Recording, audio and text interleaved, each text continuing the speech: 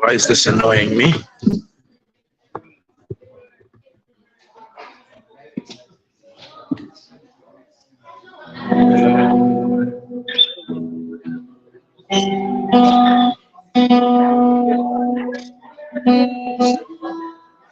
Starting to play. What are we saying? Yeah, the same. Not very well.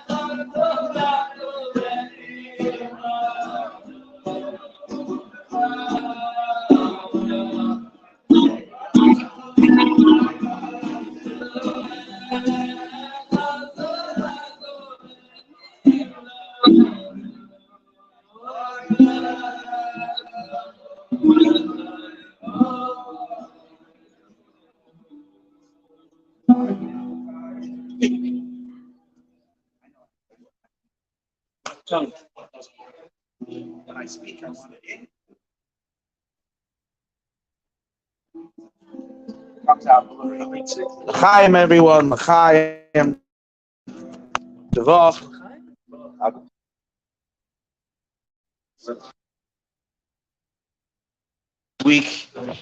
This week is the great special yard site, the Alter Rebbe's yard site of Schneur Zalman of Liadi.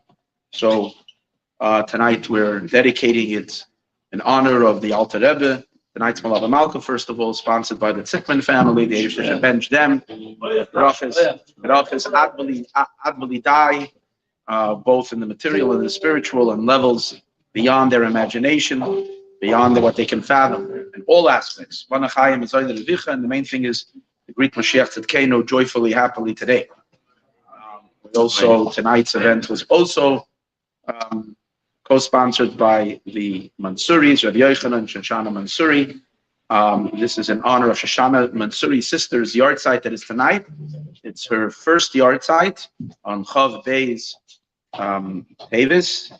Name is Masuda Sarit Bas Reb Meir.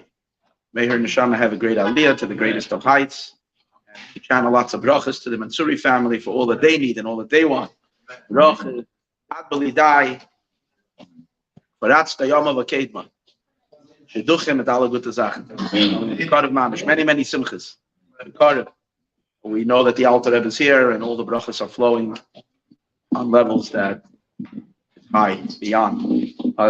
Steve also today dedicated today's Melaveh Malkah, also sponsored in honor of your brother, Justin, and who else? Oh. And you had an aunt also. Oh, yeah. All the blessings to them and to you. In a big way, on the biggest way. These, there's all kinds of classes and all things that we do over here, but these Melaveh Malkahs, they're the most potent of everything. Here is where all the blessing flows beyond. Chaim Levrach. For those who knows the best kept secret in town. Chaim. Chaim. A couple of years ago, we did already Melaveh Malkah for the Alter Rebbe, but the Alter Rebbe is believable, and therefore there's without an end to talk about him. Tonight, I'm going to Rez Hashem. We're going to speak about stories of the Alter Rebbe that are not like I'm not going to relate. Last Melaveh Malkah that we did on the Alter Rebbe, I was basically telling you the story of the Alter Rebbe, meaning his history, his life. Today, we're just going to be sharing stories of the Alter Rebbe, and I tried to find more of the stories that are less known. There are the known stories, and then there are many of the stories that are not known. These stories were taken from various different Sfarim, like this one, Schneur for Supurim, by Rabbi Yoel Khan's father. There's another Sefer, what was it called? There's over here. The Kesser. And there's also a set of Sfarim, Oitzer Chasidim, which goes through the lives of all the Chasidim. And when you read the biographies of all the Chasidim, they bring the stories that they told. And so these are the Mashpiyim told stories. So really Geshmak HaMaises, and they're less known. So that's what I'd like to share tonight, some of those stories. When the Alter Rebbe was after the Maggid passed away, the Alter Rebbe was the youngest of the students, but the very, very, very cherished, or we might say the apple of the eye of the holy Mezuzah Maggid. The Maggid is the second generation of the Baal Shem Tov. This is the third generation. So the Alter Rebbe did not immediately accept upon himself the Nesius, to be the Rebbe. He was hiding behind others. He didn't want to. Even though right at the beginning, they wanted to make him the third generation Rebbe of all the Chassidim. That's how respected he was amongst the Chavraya Kadisha, amongst the students of the Maggid. Because at that time, later there was a big machlekes against him. At that time, they had just come from the Maggid and they saw that the incredible kiruvim the Maggid was giving the dafka to his youngest student. They had tremendous awe, and the Alter Rebbe refused vehemently. Not only that, he didn't want to be Rebbe, and he sheltered himself under the first Rebbe Avraham HaMalach, the student of the Mezuzah Maggid. I'm sorry, not the student, the son, who was so holy that he was called an angel. He literally was an angel. He had no shaykhs to this world, no connection. And he remained his student. He was his student for 2 years, only for 2 years, because the Rebbe Avraham HaMalach, due to the immense afflictions that he took upon himself to purify himself, which his father very much didn't like, and which his father appointed the Alter Rebbe to try to stop his son from doing these mortifications and these afflictions. The Mezuzah Maggid, actually appointed the Alter Rebbe, and the Alter Rebbe wrote Rebbe Avraham HaMalach a very sharp letter. Even though it was a chassid of it, it was very difficult to him. He had to write to a Rebbe strongly that because the Maggid appointed him to be in charge over that. So for 2 years he was by the Malach. The Malach passed away, as we said, very young, in his 30s. At that time, the Alter Rebbe went and accepted upon himself, like as Rebbe, the Rebbe Menachem Mendel of Vitebsk. So one of the times that the Alter Rebbe would travel, now the Alter Rebbe himself had already many followers. If you're not going to call him, if he wasn't officially a Rebbe yet, he was, let's just refer to him as a very great manig, and he was a Rosh Chabura, if you could say. He was a mashpia. And he had hundreds of followers who were very, very, very deeply connected to him. But yet the Alter Rebbe felt that he needs a Rebbe. And he would travel to Haradok. That's where Mendel of Vitebsk was at that time, in Haradok. And he would go there for Yom Tovim for various different times. And when he came there, he very much insisted not to be treated as a special man. The Alter Rebbe insisted on sitting at the end of the table, at the corner of the table, like the Mendel of Haradok would come out for the Chassidim, feed a tish or whatever it was. And the Alter Rebbe was sat at the corner of the table, and he very much didn't want to go noticed. And Mendel respected the Alter Rebbe's desire, and he said, "Lutzen, leave him alone." Everybody wanted to right away. Schneur Zalman, like everybody knew, the genius of geniuses, the pride, the crown jewel from the Maggid's Talmidim. Yet he sat quietly at the corner, and no one bothered him. That was his thing. So there's a few stories that happened while he was at that time by the Haradok. It was only a period of a few years, because the Mendel of Haradok, as I discussed today by the Kiddush, was the first of the big Rebbeim who made Aliyah to Eretz Yisrael. This was the Aliyahs of Chassidim to Eretz Yisrael, which happened in the year 1776. The Chassidim went up to Eretz Yisrael. They settled first in Tzfat, and then they went to Tiberias. And that was the seedlings of Chassidus in Eretz Yisrael. So the Mendel of Vitebsk, so during this period of time, he used to go there. And so there were two stories, the famous stories, that we do know of during that period of time. One story was that while they were, the Chassidim were sitting together, and with the Alter Rebbe, the Chassidim was sitting, and what he did was, because he didn't want to stand out as anybody special, he joined with the Chassidim. Whatever the Chassidim were doing, he was doing it along with them. So the Chassidim were farbrengen, he sat there by the table, just as a farbrengen with the Chassidim. And one time during one of these farbrengen, someone came in, and he was begging that he was very, very ill, and he needed a bracha. The doctors gave him a very bad prognosis, and they needed a bracha. And they asked the people at the Fabrengen, they should give him a blessing. And they said, "What are you, crazy or something? There's the Rebbe. Go to the Rebbe. Who are we? We don't give blessings. Go to the Rebbe. The Rebbe will give you a blessing." And he insisted, no. He insisted that the Chavraya Kadisha, they should be the ones. They should give him the blessing. Back and forth. He was crying and begging, and they said, "What are we? We're just regular people. We're not here to give you blessings. You go to the Rebbe, you'll get a blessing." And at that moment, the Alter Rebbe spoke up, and he said, "Piska mishamaya nofel." There's a note that came down from heaven. A note came down from heaven, and that I heard something from the Maggid, and he said that a note came down from heaven that this that a Chassidish Fabrengen can accomplish, even Malach Michael can't accomplish. And even this king, the archangel Michael, who is the one who always speaks good for Israel in heaven, a group of Chassidim gathered together can accomplish much more if they sit with brotherly love and with deep inner connection. So therefore, he told them, "Let's give him a blessing." They gave him a blessing, and he added a full shalem. It happened during this period where the Alter Rebbe revealed this story. But another very special event took place. It was a Simchas Torah, and the Chassidim were waiting for a Mendel Haradoker to come out, a Mendel Vitebsker to come out. The reason he's called Vitebsk and Haradok because initially he was from Vitebsk, and then he moved to the town of Haradok. That was his last place before he went up to Eretz Yisrael. In any case, most of the names of Chassidim, by the way, are related to towns. Belz is called Belz because it was a town Belz, and Lubavitch is Lubavitch. There was a town Lubavitch. And so is with all these other towns. They're all places. And that's where the Rebbe in that place got that name, Tzanzera, because he was a Rav in the city of Tzanz, and so on and so forth. Some people are known by their Svarim, but generally this is the names.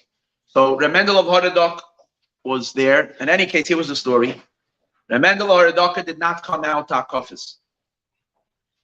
It was Hakafis time, and the Chassidim were waiting for the Rebbe to come out, and he didn't come out. And they were waiting, and they sent in someone like what's going on? And basically he answered them that he's not coming out because he sees 100 interpretations in Atar Haresa, 100 new insights he has in Atar Haresa. Atar Haresa is certain verses and psukim we say before the Hakafis, before the dancing.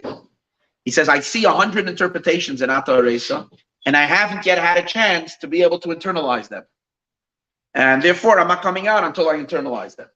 So you guys can hang around a little bit, do of your own dancing. It's probably going to take a little while. Anyway, the Chassidim waited another hour, and they were getting antsy. Come on. Even though they had the sushi and the pizza ready, but the rabbi wasn't talking. It wasn't good. The Chassidim, the Kafas didn't start. So they were getting antsy, and they were finally, they went in to check, and he wasn't anywhere ready. So the Alter Rebbe said to the Chassidim, the Alter Rebbe said to them, listen, tell him, and if he doesn't come out now to Alter Reisa, tell him he has to come to Alter Reisa. The reason he has to come out to, he has to go out to the Chassidim, to our Kafas. Why? Because he's a Rebbe. He's got his own business that he has to do things, but he's a Rebbe. He's responsibility to the Chassidim. The Chassidim need to dance at Kafas. They can't wait until he's, he's responsible to them. He's the ship captain. You got to be on the ship. He can't be, doing his own thing, gazing at the stars.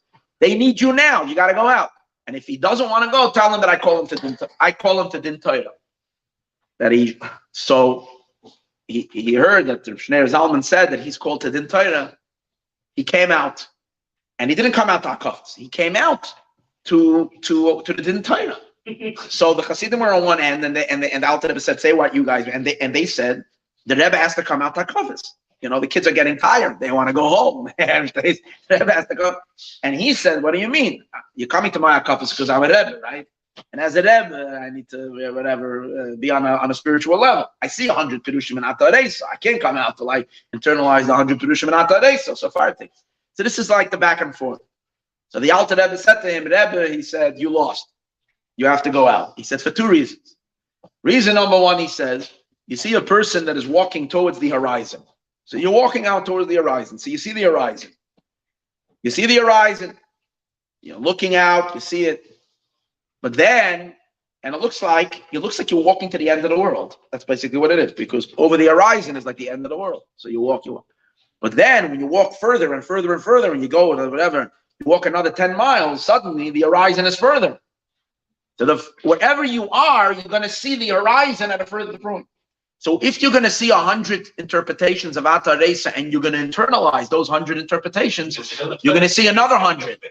And if you're going to sit and wait through that, it's never ending. So therefore, go out to Atar Reisa right now. That was the first thing he told them. And that everybody hears. This is a story that people know. The second part is why I'm telling the story now, because here's the second part people don't know. And here is the second. And he told them another story. He said there was once a couple that were living at the bottom of a hill. And people lived on the hill.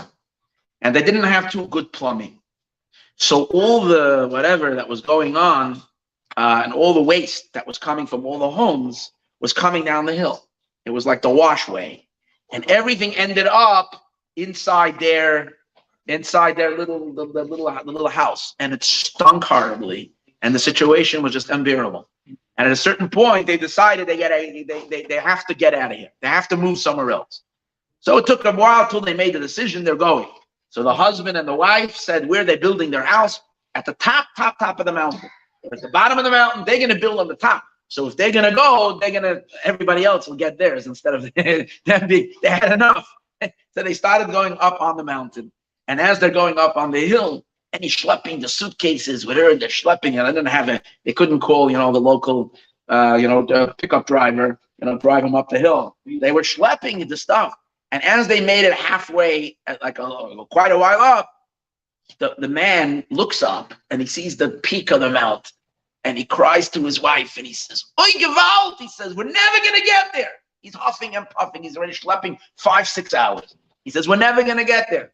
And his wife says to him, she says, "No, what's wrong? Let's build our house over here. We're already up halfway. We're going to build it over here. Let's settle over here." So the Alter Rebbe said, we had already Rosh Hashanah Yom Kippur. We came out already from the blotter. We came out already from the stink because we did already tshuva. And we're already holding Simchas Torah. So what is if you see higher peaks that you haven't attained yet? Isn't it already worthy that we can celebrate right now? And we can already dance because we made it halfway up the mountain. So the fact that we're sitting here by Melaveh Malkah tonight with the Alter Rebbe is already reason to celebrate, even if you don't hear any other precious stories all the rest of the night. But just here, halfway up, already outside of the muck. As I always say, we're on top of the pizza shop, on top of the pizza. Above it all, we've ascended above the pizza. We have our pizza here, but we ascended above is already a reason to celebrate. So l'chaim l'bracha, l'chaim l'bracha. May the lights of the Alter Rebbe be with us, shine in our neshamas, to light us up. I'm gonna tell you one quick more story, which is a beautiful story. The Alter Rebbe once, the Melamed of the city of Klimovich. You know, there's the famous Klimovich Nigin. You know the Klimovich Nigin. You probably know it, just don't know what the Klimovich Nigin. It's one of my favorite Chassidish Nigunim. Is the Klimovich Nigin. Anyways, the Melamed of Klimovich once came to the Alter Rebbe, and the Alter Rebbe said to him, "When you go home, you should, when you leave, can you do me a favor?" He said, "You should go to the city. You should go to the town of Yanovich. You're going to Yanovich, and over there you should meet Rebbe Ruvain the Seifer. It's Tumar Atoyve Nem Bar Ruvain the Seifer Mezuzahs Farmir. Go to Rebbe Ruvain the Seifer and get mezuzahs for me. Reuven the Seifer has mezuzahs for me." So he was so excited that he can do a service for the Rebbe. He was so excited. So he went to Yanovich. On the way going, he thought to himself, this Reuven the Seifer writes mezuzahs for the Alter Rebbe. You know, he's probably a very special Seifer. So I might as well get mezuzahs for myself as well. He was a poor man. And he figured if he would go to Reb Reuven the Seifer regularly to speak to him about mezuzahs, his mezuzahs probably cost too much. He can't afford it. But since he's already getting mezuzahs for the Alter Rebbe, maybe give him a 50% discount. Kind of based on that, he'll get a nice thing because he's b'shliach. Okay, he's getting a special deal. So he goes to him and he asked him that the Alter Rebbe sent him to get mezuzahs for him. So he said, "Yeah, okay, you have to stay here a few days. It's going to take me a few days to prepare them." All right. Few days. He says, "And by the way, I'd like to have mezuzahs for myself as well." He says, "You know what? I'll make you mezuzahs too." Fine. After a few days, the guy called him. He's ready. He gives him the mezuzahs, and he gives him a special package. And he says, "These are the mezuzahs for the Alter Rebbe, and this is your package. These are your mezuzahs. Make sure not to switch them up. But make sure not to switch them up. Make sure to give the Alter Rebbe his mezuzahs. These are yours." All right. He leaves, and on the way going, he's thinking to himself, "Listen here. He probably is giving, like for me, he probably thinks I'm like a whatever. He's giving me maybe stamach-based junky mezuzahs. But the Alter Rebbe is giving the nice mezuzahs. You know what? I'll give the Alter Rebbe these mezuzahs. I'll take the other mezuzahs. I'll see. If the Alter Rebbe says something, I'll say, oh, I must have switched it up. Like this. All right, that was his plan. So he comes into the Alter Rebbe and he hands the Alter Rebbe those mezuzahs. The Alter Rebbe takes it. And the moment the Alter Rebbe picks it up and he opened, I don't know if he opened it, even he looked at it, he says, "Das hat Rebbe Reuven gegeben von mir?" These are the mezuzahs that he gave for me. He says, maybe, wait, I think I mixed them up. Maybe I have another one. So he goes, he gets the other package, he gives him, and the Alter Rebbe says, doesn't. These are the mezuzahs that geschickt from here. So he goes back. And he goes back to the Seifer, and now he's upset because he realized it's not true. He wanted a test. It's really true. He gave him the junk, and so he's all upset. He comes back to him and he tells him, "You gave me. How do you do this? You know, I wanted mezuzahs. Why couldn't you give me equal mezuzahs, like good mezuzahs? You gave me." That's what he said. He accused him. "You gave me pasala mezuzahs." That's what he said. "You gave me pasala mezuzahs." So he says, "I want to tell you something.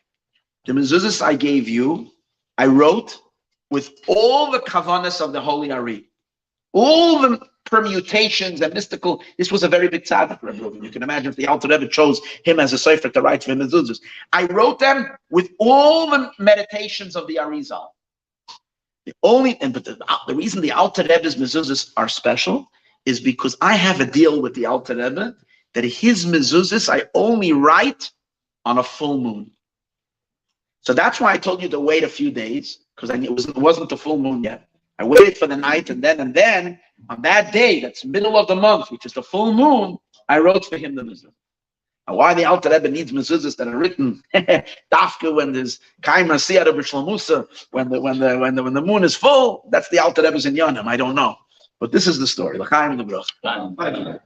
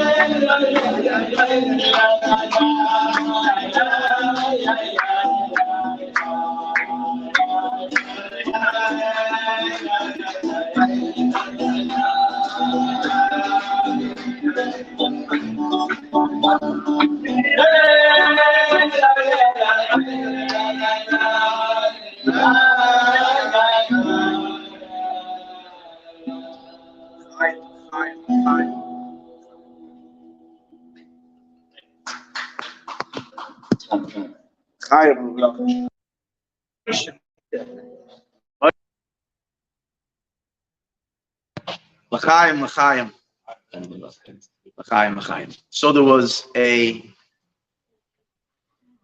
Malamed, a Rebbe.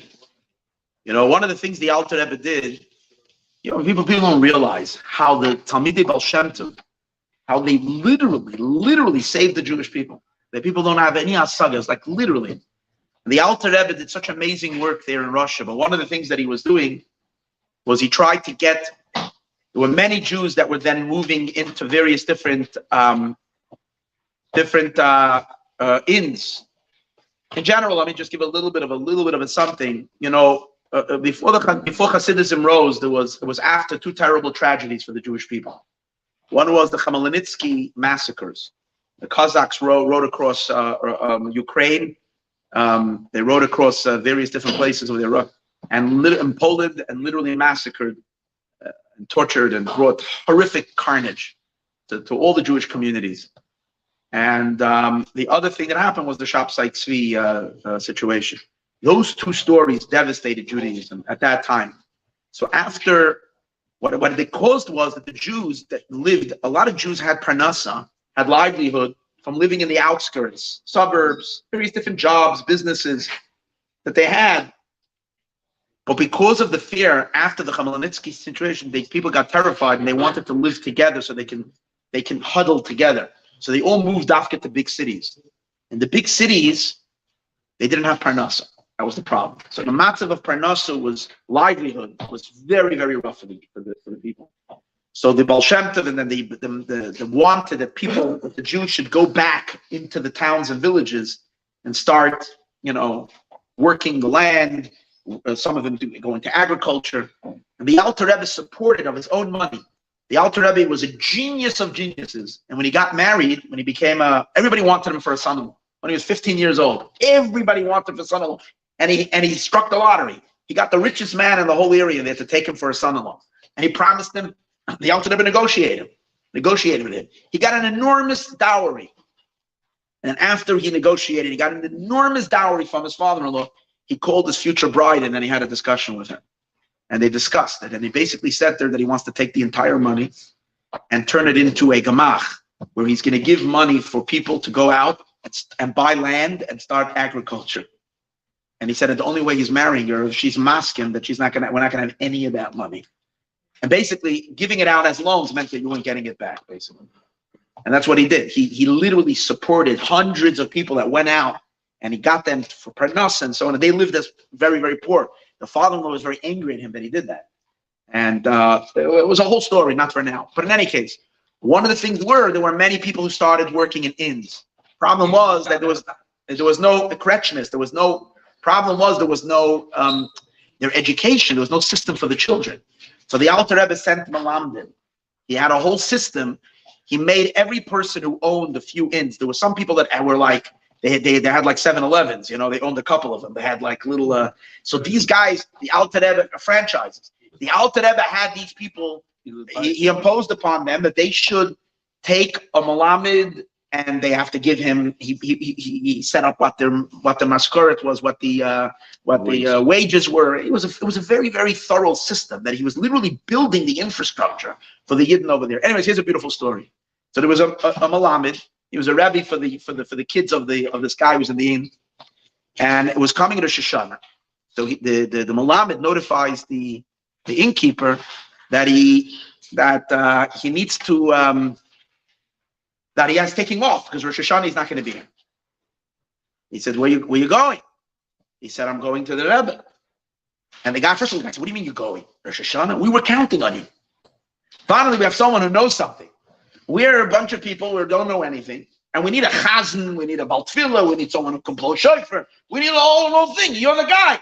What do you mean you're leaving us over here? Where you going? He was a very simple person. So the Melamed said, what do you mean? I have to go to my Rebbe. He looked at him like he's crazy. Rebbe? You're the Rebbe. You're the Rebbe. We all know you. You're our Rebbe. You're our teacher. You have a Rebbe? What do you mean? He starts explaining to him that I'm just a teacher. I can teach children, so on and so forth. But a Rebbe is someone who's the head of all the Jewish souls. He's Rosh Bnei Yisrael. And all souls of Jewish people, all neshamas connect to him. And everybody comes to him, and thousands of people. And the Rosh Hashanah, because it's the end of the year, everybody has to go to the Rebbe so that he can pick them all up in a very spiritual place. He's trying to explain it. So he says, okay, if that's the case, I want to come along. Can we come along? So he thought, great, now I have a ride. Because he was so poor, he was going to walk all the way. It would take him 3 weeks to get there by foot. Now he has a ride. So the guy went and he got all the chever from everybody came. He brought whoever was going to be part of that minyan. The whole minyan moved over and everybody was coming to the Alter Rebbe. So this guy has a ride. He arrives there a few days, 2 or 3 days before the Shoshana. And this Melamed was a pretty well-known chassid, and people knew him. So when he came there, they were hugging and kissing, and everybody was giving him a real geschmack shalom aleichem. And this guy, who was like his boss, no one knew him, so no one paid attention to him. Whatever, but nothing much. And he was getting very offended. It bothered him very much. His worker over there, they're treating like this. He's the boss, and no one is paying attention to him. Okay, Rosh Hashanah, whatever. It comes the time that the Chassidim are going into Yechidus. He doesn't know what Yechidus is. Yechidus means a private audience with the Rebbe. So the Melamed goes to Yechidus. He says he also wants Yechidus. So he gets his turn as well. The Melamed goes in before him, and the Melamed has his Yechidus with the Alter Rebbe. And the Melamed comes out, and then this person goes into the Rebbe for Yechidus. He has no idea what it means. He's never been by a Rebbe. He doesn't know what it is. So he's standing there, and the Alter Rebbe is looking at him, and he's standing. So the Alter Rebbe says, "No, like, are you going to say something or what?" The Alter Rebbe basically says, "No." And he has no idea what a Rebbe is. So he says to the Alter Rebbe, "What's there? Like, what are you nooking? What are you nooking? What are you knowing me? Like, what is?" Okay. So the Alter Rebbe says, "Okay." So the Alter Rebbe says to him that sometimes the Alter Rebbe says, "Es trefft sich." It happens that a person, because of the situation in life and so and so, it happens that a person does so and so. And it happens, and es macht sich because of whatever. Anyways, the Alter Rebbe basically starts reading off his whole life to him. And the Alter Rebbe is basically telling him all of his sins. But the Alter Rebbe is saying, es macht sich.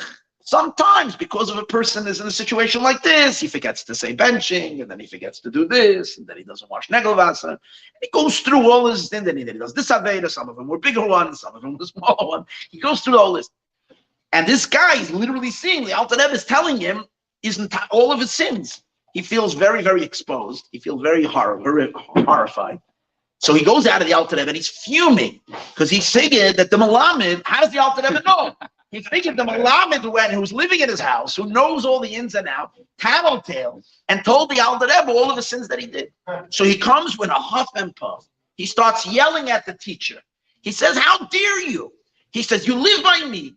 I take care of you. I give you everything. You have such a good life. Everything is on.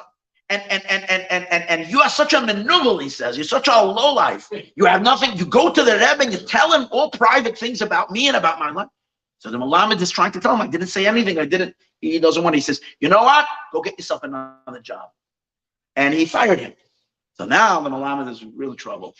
So he decides, he asked to go to the Alter Rebbe. The Melamed goes back to the Alter Rebbe and he tells the Alter Rebbe, you got me in trouble over here.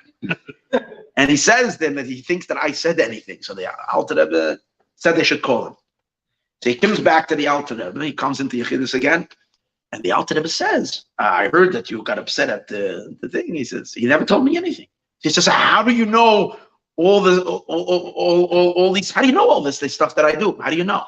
So the Alter Rebbe says, you do? That I say you do? I said, I said it happens that someone does so. I said it's machzich that someone does so. It's trefzich someone does. How am I supposed to know that there's anything? This is about you. This is no. So he says, he says, Rebbe, no one said to you. He says, the truth is, however, I did all these things. And he started crying. He said, I've done all these things. So the Alter Rebbe gave him a tikkun what he should do. And then he became one of the chassidim of the Alter Rebbe. The simple yid.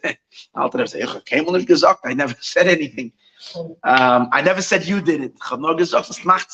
And basically, it's always better when you go into it. But when you go into the Rebbe, it's always better to have some conversation. If you're going to say, "Let's look at there," you get into trouble because he has to engage you with something, right? So he has to do a little scan, unless you're looking for a scan. Here's another very special story that there was a chassid and a non-chassid that had a business together, and the business was, business. They shared they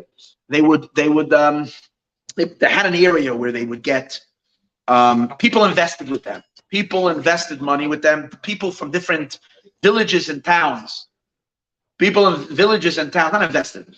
They paid them money because this was an area where this was an area where there was pretty much like a food store, a shortage. And these two guys, people gave them money, and they would go to areas where there was planting and whatever it was, farms, and they would buy a whole. After it grew, they would come back and fill a few wagons or whatever, and they would come to this place and they would bring the stuff to the people, to the town. So Baruch Hashem, things were pretty well. They had their business going. But one year there was a drought. And due to the drought, nothing grew. It was terrible. And now the chassid and his partner were devastated.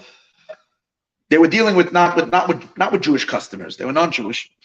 And they knew, but they're going to be in big trouble because they took their money and they probably spent the money already. And there was nothing, they had nothing to give them. So the guy said, what will we do? So the chassid said, no matter what, we need to travel back to the place. We need to go face them. So the guy says, I know you're crazy. What are we going to go without the merchandise? Where are we going? He says, no matter what, we have to go. Whatever's going to happen is going to happen. We have to go. We can't be a no-show. We ran away with the money and never came back. And that will be even worse. We have to go. So the two of them get into the wagon and they're going. And the chassid is sitting there. In the beginning, he's very, very, very, very bitter. He's very down. He's very sad because he knows that this is going to be terrible. First of all, it's going to be pretty dangerous. He's going to come amongst these peasants. They might get angry at him. They might beat him up. He's a Jew after all. And he scammed them. They took the money. And not only that, but their business is gone. No one will trust them anymore. He was feeling really bad. And as he's sitting in the wagon, he suddenly starts singing a tune. And he sings, and then he sings a happier tune. And then he sings that Freilich's tune. And before he knows it, he's clapping. And then he jumps up and he starts dancing. And his non-Hasidic partner is looking at him like he's off the wall. What are you, crazy or something? What's going on with you? Like, this is not a good situation. And he's dancing and dancing and dancing faster and faster on the wagon. Then he goes and he schleps the guy with him. And he's dancing with the other guy. And the guy he's a lunatic, but he dances along with him. They dance. And finally they arrive to this place. And he gets off. And the guy, and they found out that he's there. All the people came. And they come to see. So he right away goes out to them and he says, listen, guys, before we do business, we have to first, I have an unbelievable thing that fell into my head, an unbelievable idea. It occurred to me. And I have to share this with you because you guys will really love it. They said, what is it? They used to have a drink, special alcoholic beverage. It was a mix, When you have a plain Farbrengen, you have, regular. If you have the sophisticated Farbrengens, they sometimes already give you the a mix, alcoholic beverage, a drink, a mix. In any case, So what happened was they used to have a drink he called it punch, and what it was whiskey, and they mixed into it a certain type of tea. They mixed it with tea and whiskey together, and that's how they made this drink. So he says, I had this thought that occurred to me. He tells these guys, these Russian peasants. He said, I had a thought. Why don't we mix the whiskey with the punch after it's already finished? There's whiskey and there's punch. I'm sorry, the whiskey and the tea. We mix it afterwards. Shouldn't we? I think it would be much better if we originally produced the whiskey already mixed with the tea, and then it's gonna be much better. So they thought, that's interesting. So they had a couple of guys who were experts at making spirits. So they got busy and they were mixing and making and doing, and they brought out the new punch that was made in a different way. Again, exactly the details of the story, how they used to make it and how they made it now, I'm not exactly sure. But he gave them some idea of how to change their way of production. Anyways, they come out with the bottle and everybody's excited and they start pouring, tasting. And people are really loving it. They're saying it's actually much better. And they're drinking cup after cup, cup after cup. Before you know it, they're all stone drunk. The ganze Rebbe. He waits till everybody is totally this. And he says to them, hey guys, I got the merchant. We gotta do business. They say, he says, listen, they said, wait, the party's not over. They're partying. And he says, and you have to wait. The party will be over. We'll take care. He says, I gotta go. I don't have all time over here. They said, no, but we can't now. So he said, listen, I gotta go. So if you guys don't want to do business with me, you got to sign this paper that that this whole thing is just canceled and fighting. In their drunken state, they went and they signed this paper for him. And he went and he jumps on the wagon together with the other guys. He says, let's get out of here. And together they get on the wagon and they leave. The guys never had a chance even to inspect. They never saw what was there, and they're on their way back. So the guy turns to me and says, where did you come up with something like this? That was brilliant. How did you get it? So he says, I don't know. He says, I'll tell you what happened. As I'm sitting on the wagon, I remembered, it occurred to me that I was in the Alter Rebbe. This is already the Alter Rebbe had passed away. I was in the Alter Rebbe the last time I was by him by Yechidus. After the end of the Alter Rebbe said to me, Ki besimcha seitzeyu, that with simcha seitzeyu, you're going to get out of trouble. It's a famous Chassidish word, but the Alter Rebbe said it to him. Ki besimcha, with joy, seitzeyu, you're going to get out of trouble. And I was thinking, it occurred to me that the Alter Rebbe said that to me for this occasion. So I was thinking, okay, but how do I get happy? To be happy, you need mashka. You need a little drink. But I didn't have any drink. So I'm thinking to myself, how am I going to get happy? So I was singing and this. And I thought, you know what? If I don't have mashka, let me at least meditate on mashka. I'll think about mashka. And by thinking about mashka, hopefully it'll start having an effect. So I'm sitting and thinking, and the whole way I'm thinking, and it's like I'm happy because I'm drinking the mashka that I'm thinking about. And since I was thinking about the mashka, it occurred to me that we can produce the mashka. So I had this great insight. Anyways, that was the story. And there you go. Chassidim always have a way. L'chaim u'bracha.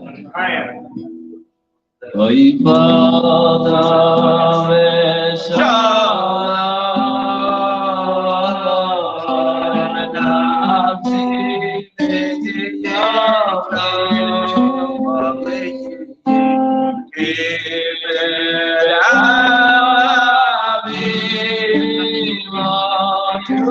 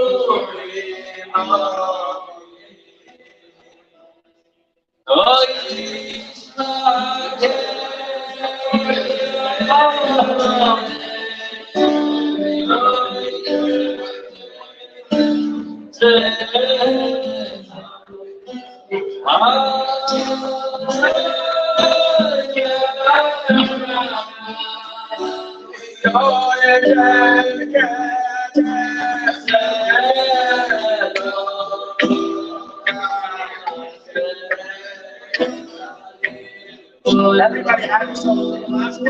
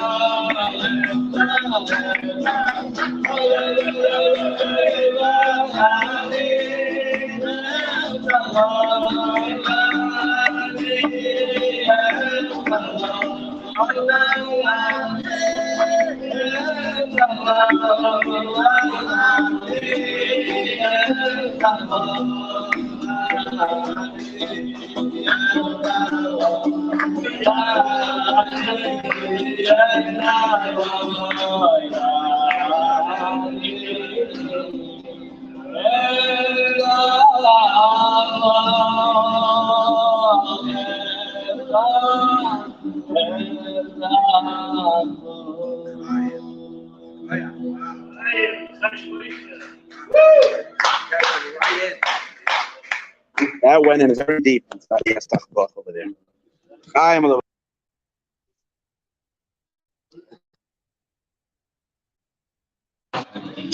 So here's another story. It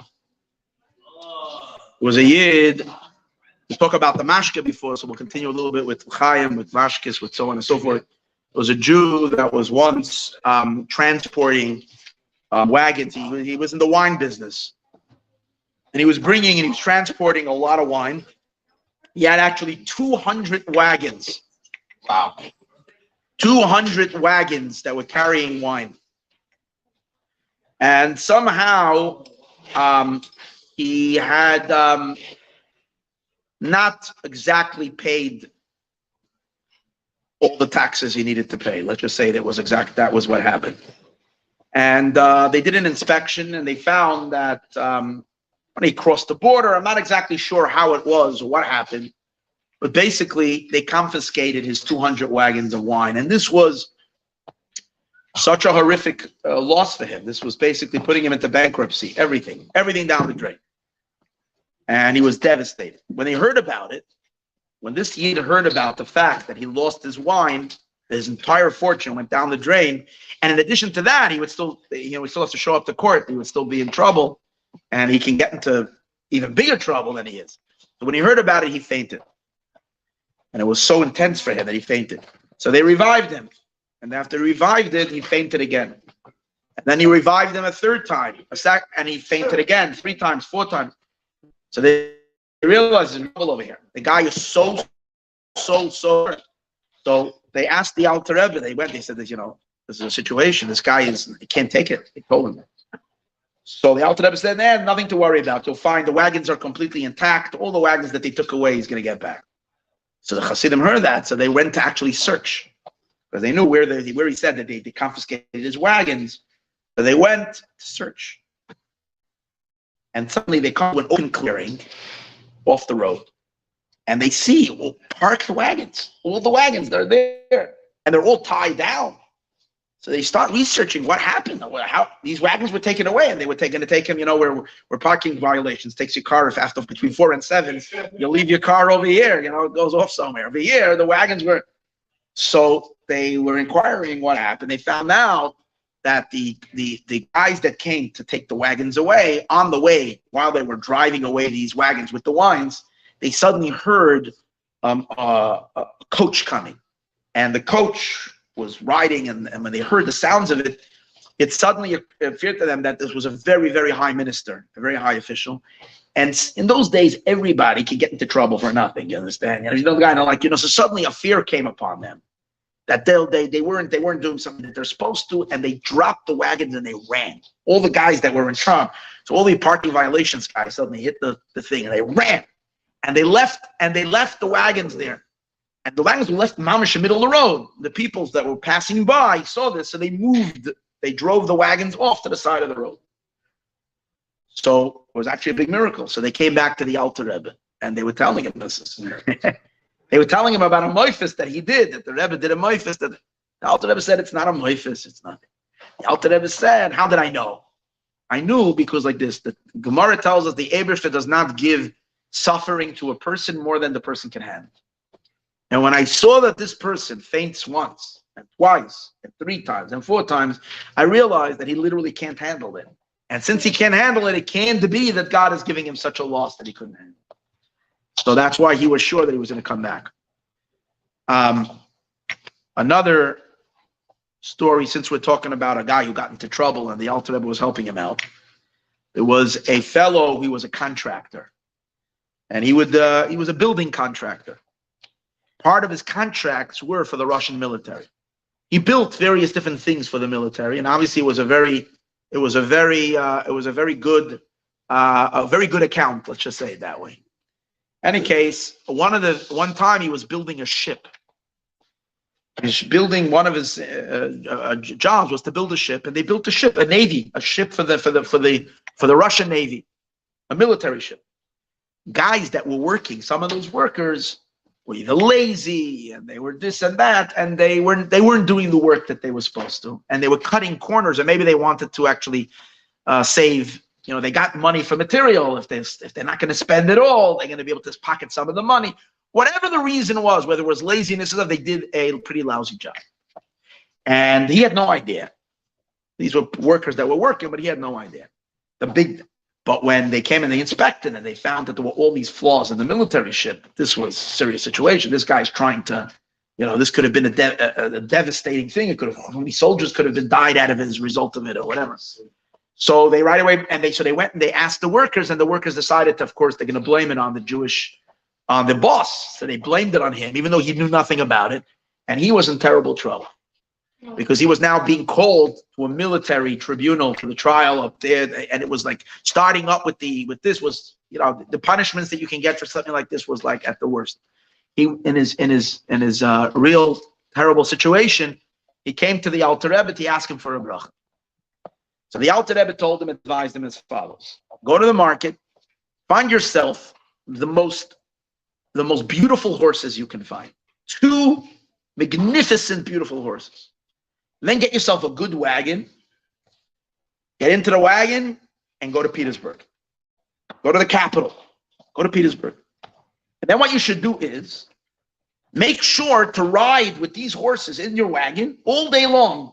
Ride in the vicinity of the palace where the Tsar is. Just ride around with your wagon, around and around and around. And what's going to happen is the Tsar is going to notice your horses. And when he asks you if you want to sell them to him, tell him that you're giving it to him as a gift. That's what he told him. This is what he did. He goes, he gets the horses, beautiful horses, black horses or white horses. He catches us to the thing. He travels over there. He's hanging out, driving around and around. He parks this thing like right at the end. And lo and behold, the Tsar is looking out of the window, and he sees these horses, and it's a gefellt him. He likes it. So he sends out his guy to speak, one of the guy's servants there to ask him if he's willing to sell the horses. But he comes out to him, and he says, "Who's he?" He finds the guy, which were the wagon. He speaks to him, and he says, "For how much money are you willing to sell these horses?" He says, "Tell you the truth." He says, "I'm coming from the Tsar." He wants to know, how much are you willing to sell the horses? He says, "Listen, I'm not going to sell this for all the money in the world. I'm not going to sell this one. But for the Tsar, I'm giving it to him as a gift." Oh, so the guy was. He says, "Please give me your name." Took his name, and he took the horses, and he took the wagon, and he went. Comes back to the Tsar, and he tells him, the guy he said he's not going to sell it for no money in the world, but for the Tsar, he wants to give it to him as a gift. And he tells him the name of the fellow. So the Tsar says, "I know that name. I know that name." "Oh, that's the Jewish fellow." The Tsar had, because it was a pretty serious case. "That's the guy. He wants to bribe me. The Tsar himself, he wants to bribe." That's what he yelled. He says, "He's going to bribe me." He says, "But you know what? Let me investigate it myself." So he he hired someone, or the Tsar took one of his, not hired, he took one of his, and he put him in charge of the investigation. He set up in Washington every day today's days, everybody's investigating someone else. And then there are those who are investigating those that are investigating. Then there's one who's investigating this one. So they set up an investigation situation to look into the whole matter. And they dug really well. And they found out that these were workers on their own. And the guy had really nothing to do with it. He didn't know about it. And the whole thing, of course, they threw out the case, and they got into big trouble. And he was vindicated, and fine, everything was good. So when he came back to the Alter Rebbe, and he was like blown away how the Alter Rebbe gave him the right advice, the Alter Rebbe said, "Listen, from this that the Torah says that a king is not allowed to increase his horses. It's one of the things the Torah says about a king, lo yarbe lo yisusim, that a king is not allowed to increase them. So from here we derive that kings love horses. So I knew that the king was gonna. So if you got to send a bride to the Tsar itself, you did it with the horses. L'chaim.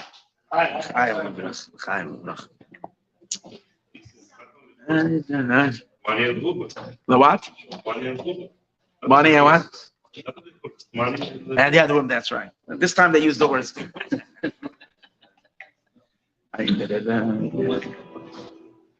Three things it says he's not allowed to make a lot.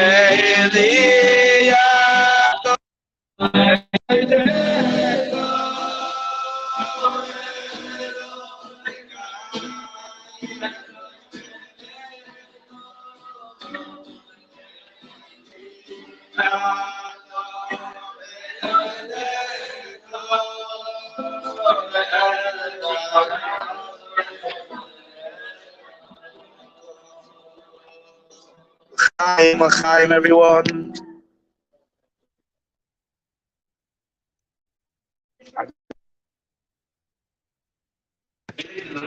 Hey, where's the Saramash? You said the story about Mashka? You said the Mashka around. Does Moshe get a little? Moshe. I work with Moshe together. We do this together here. I can't be ahead of it. We have to balance. Chaim.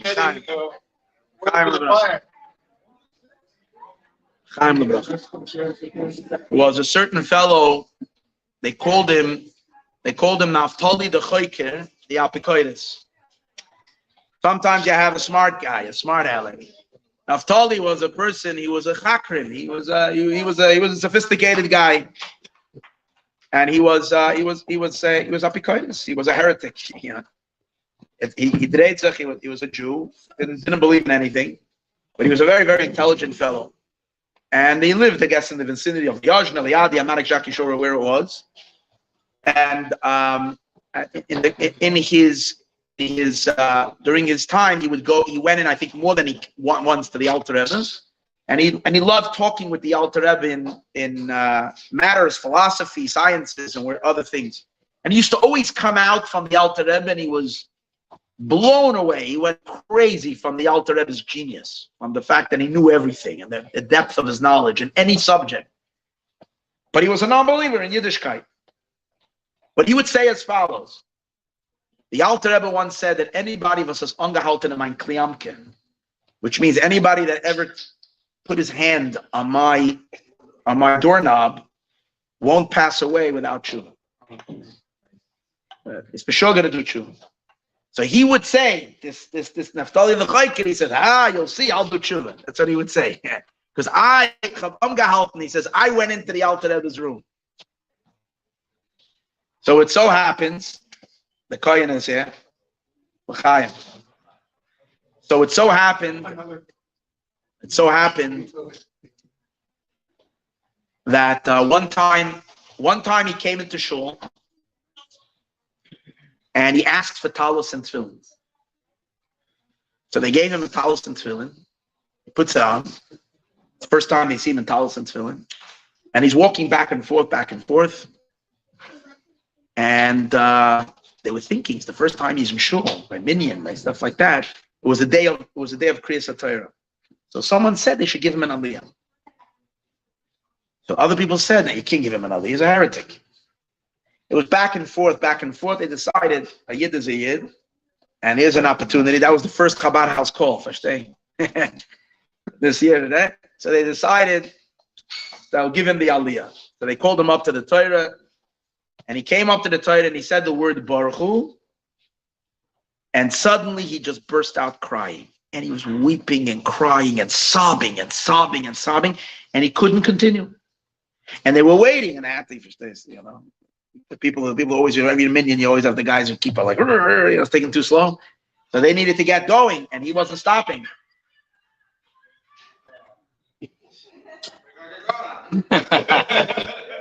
So they were trying to get, anyways, he couldn't get his act together. So in the end, they called up someone instead of him. And he was on the side, and he just remained crying. He stood crying for a few hours until mincha. And then by mincha, he suddenly fell down and he passed away. And that was his end. That was his neshama. At least end of his neshama. He became about tshuva mamish. And he said, I'm going to do tshuva. The Alter Rebbe said. It was a yid, and the Alter Rebbe came to the town of Shklov. Shklov was a seat of the biggest misnagdim. Shklov, Vilna, these were like the hotbed of the misnagdim. And the Alter Rebbe went there, and there was actually a debate. The Alter Rebbe had a debate over there. And there was a debate in Minsk, and there was a debate in Chassidim versus the Misnagdim. So when he was in Shklov, the people were so furious that the Rebbe, the leader of the group, is by them. They decided that they were gonna hurt him. They said when he's gonna leave town, his wagon, they had a whole bunch of guys standing and ready with stones, and they were going to pelt him with stones, literally like sometimes happens around the Gaza area. They really wanted, they were going to literally, and even if God forbid, who knows what, they were going to stone to them. So the Hasidim found out about it, and they knew that it's very dangerous, and they were terrified for the Rebbe. They needed something. So there was a young bacher there. Zalman is going to like the story. There was a young bacher. He was an 18-year-old guy, and he was from the Hasidim, and his name was David. And this David was a gibor atzam. He was a guy, you didn't want to mess with him. This was like a major MMA fighter. This was like a... Anyway, so this guy, they told him that he's in charge, security. He's the security of the altar. So when the Alter Rebbe came to the area where right outside the town where these guys were already waiting with their stones, he went over, he walked out in front, he went to a tree and he ripped out the tree. And he said, anybody dare throws a stone on the Rebbe, he says, I will finish him off with my bare hands. So the guys got terrified and they knew he's capable of it. And they all scattered and they left and the Alter Rebbe left.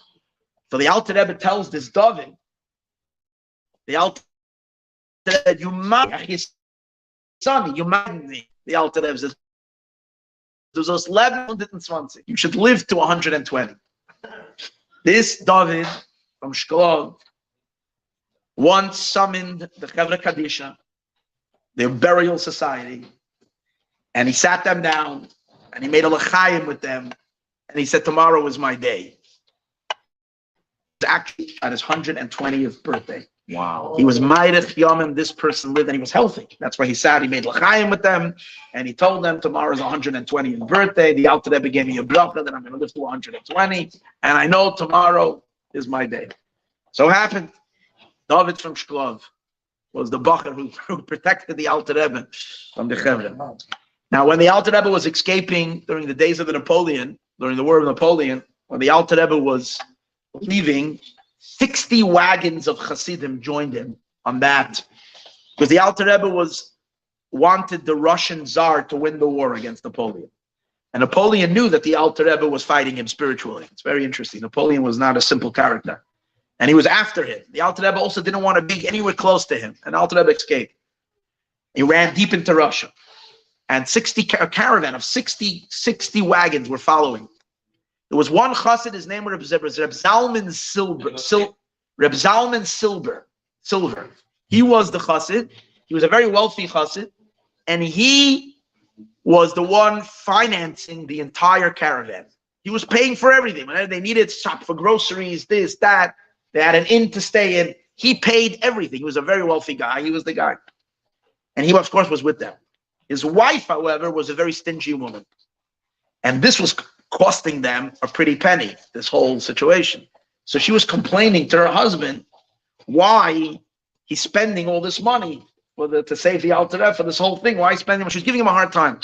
One time, the husband and the wife got into a little confrontation. It looks like she was the one who had the money and he had to extract it from her.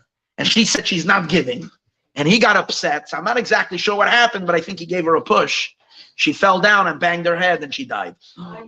This is the story. She died. So he comes running to the Alter Rebbe. I said, no. So the Alter Rebbe says, a kafrizne idene, a feisty woman. The Alter Rebbe says, tell her I said that she should stand up. These are the words. A kafrizne idene. A feisty woman, a stubborn woman, tell her I said. So he goes back to his wife and he says, the Rebbe says get up. She got up. It was Mamash at Chias HaMesim. They saw it by the Alter Rebbe. It says, right, that was it. The second story that happened, another interesting story happened during that time. They were passing many villages where Jews never lived. Because they were running deep into Russia, places where Yidden had never lived in those places. So people didn't even know what Jews were. And they saw this whole caravan and they needed places to stay. And most people didn't want to open the doors for them to put them in or whatever, even for money, they weren't willing. So they finally came, someone was willing to let them in. There was someone who was willing to let his family in and into his place, whatever. But he told them that he has dogs that are like pit bulls, like vicious dogs. And they attack every person that comes in. So he says, and I'm not going to tie them down. I'm not going to put them, these are my dogs.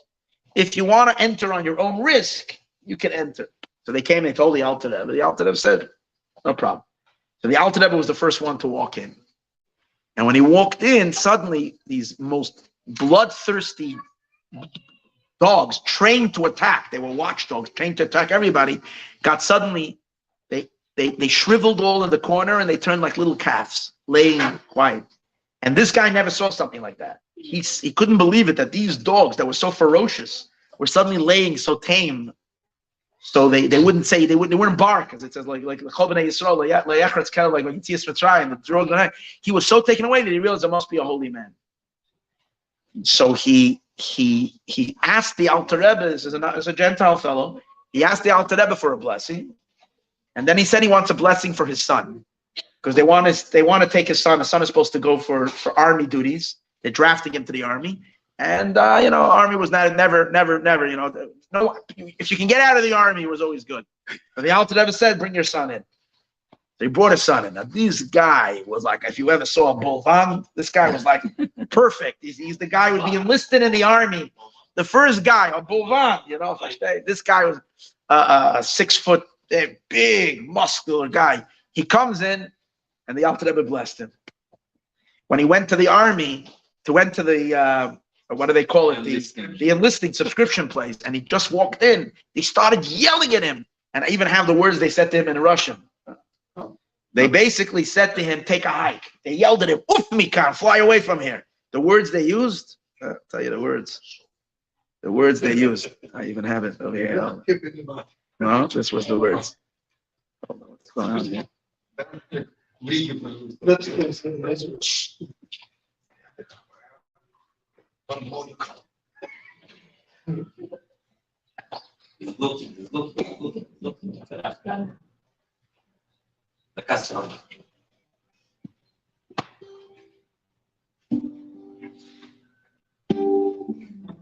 Okay, I'm gonna have to find it.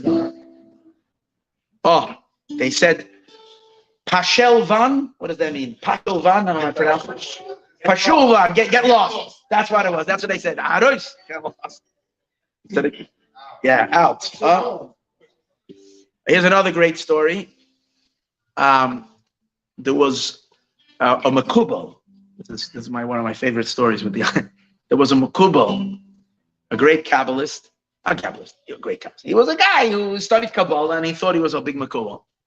And he heard that the Alter Rebbe was a Goyen and Nigla and Hasidus and so on. He decided that he wants to test the Alter Rebbe if he knows Kabbalah. So he travels. He's on his way going to the Yajna, and he had a few questions in Kabbalah, and he figured he's going to ask those questions to the Alter. On the way to his mazel, he encounters another person, and that person's name was Shmuel. His name was Shmuel Munkis. One of the, and the Shmuel says to him, "Where you going?" Shmuel Munkis had a very good nose. Hasidim had good nose. They can always. Shmuel said, "Where you going?" He said, "I'm traveling to Liadi." He says, "What are you going to do, Liadi?" He says, "The guy in Liadi. I hear he's a huge makubal, and I'm a makubal too. So I'm coming to check him out to see if what they say about him is really true. That he's." So Shmuel says, "Great, I'm also going." And by the way, Shmuel says, "I also am pretty good in Kabbalah." Okay, so they're going together. And the way going, Shmuel says to him, "Listen here. If you're going to go into the Rebbe to ask your Kabbalistic questions, do me a favor. I also saw something in a Kabbalah Sefer, which is like a pella, something that doesn't make any sense to me. It's a very, I can't make heads or tails of this passage. So do me a favor, when you go into the Rebbe, please ask the Rebbe what this passage means." He says, "Okay." So he takes a pen and he's writing down what the passage is. I'll tell you exactly what it says. It says, "Betchila," in the beginning, it's a passage, "Hoya mefuzar mefoira." In the beginning, it was scattered. Achakach, and afterwards, it became into a state of an eagle. It became one entity. It unified. Misached, I forgot the words. Umisagel. It went and it became into an eagle, into a circle. Achakach nimshach kavin. Afterwards was drawn lines.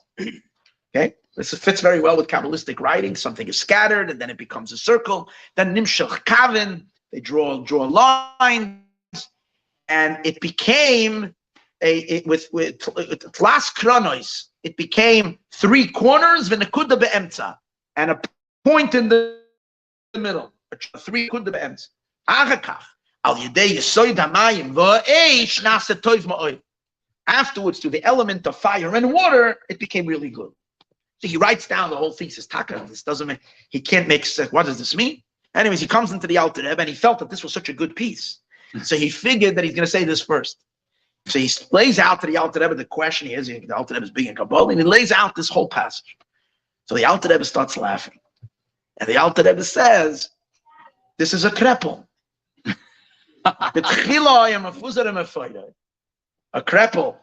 First, kreplach. He says, first, there's flour. Flour is scattered all over. And afterwards, by putting in the water into it, you turn it into a dough, and you make it into a circle. Because you make strips of the dough.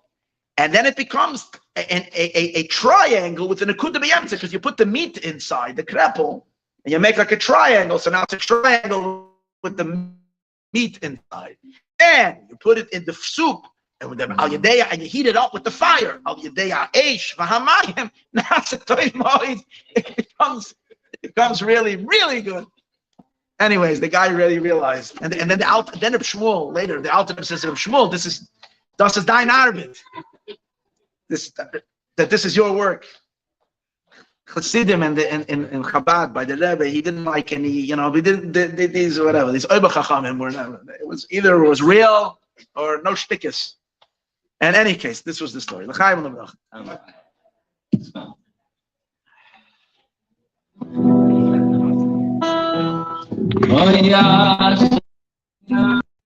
Ma toiv chelkeinu mamnoyim oilaleinu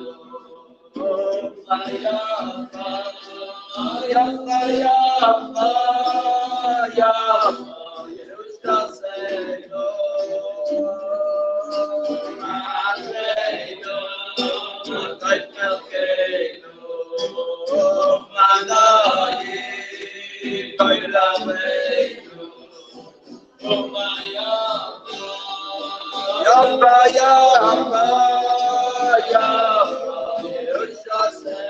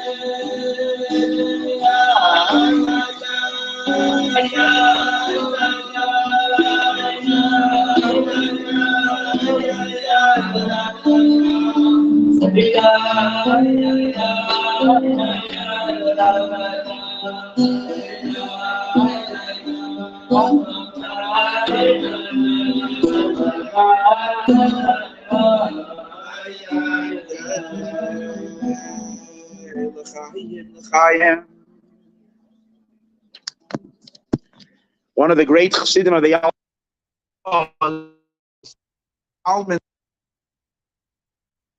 Chassidim of the Alter Rebbe, a very, very holy Yid. Could have been a big Rebbe on his own, Reb Zalman Zesman, one of the great Chassidim. Any case, two stories about him with the Alter Rebbe. One of them was that it was a certain period of time where the Alter Rebbe said Chassidus for the great students, the various different Chadarim, the various different groups. And the Alter Rebbe would say Memorim for them. And Reb Zalman Zesman was part of those groups. And he got to hear all those Chassidus that was said. But there was a special Chassidus that the Alter Rebbe would say for the young people, or in some places it says it was for the simple Yidden. It wasn't for the more, great minds. Pashat the Yidden, the Alter Rebbe would say Chassidus for them. And nobody who was from the more educated group was allowed to come in to the simple Chassidus that he spoke for it was called the Junge Chassidus, the Chassidus for the young ones. They weren't allowed to come in. This Reb Zalman got a very strong tshuka, a very strong desire to hear the Chassidus that he says for the Junge Chassidus. So he once told them, Chassidim sometimes, if you can't go the legal way, you go the illegal way. If you're burning with something, it's like, So he told someone that next time you hear that the Alter Rebbe is going to say Chassidus, and it wasn't a set time. It would be a sudden time that Alter Rebbe would say, I'm saying Chassidus, and they would notify everybody, and everybody would come running. So he let them know that next time it happens, they should call him. So it happened. So he was holding in the middle of a nap. Lay down. He must have been up all night learning, davening Chassidim. He was taking a nap, a midday nap. Suddenly he was woken up that the Alter Rebbe was saying Chassidus. So he jumped up and he ran. And he walked in, and the people were there. Somehow he snuck in. And he snuck in and he hid in a corner because he didn't want the Alter Rebbe to notice him.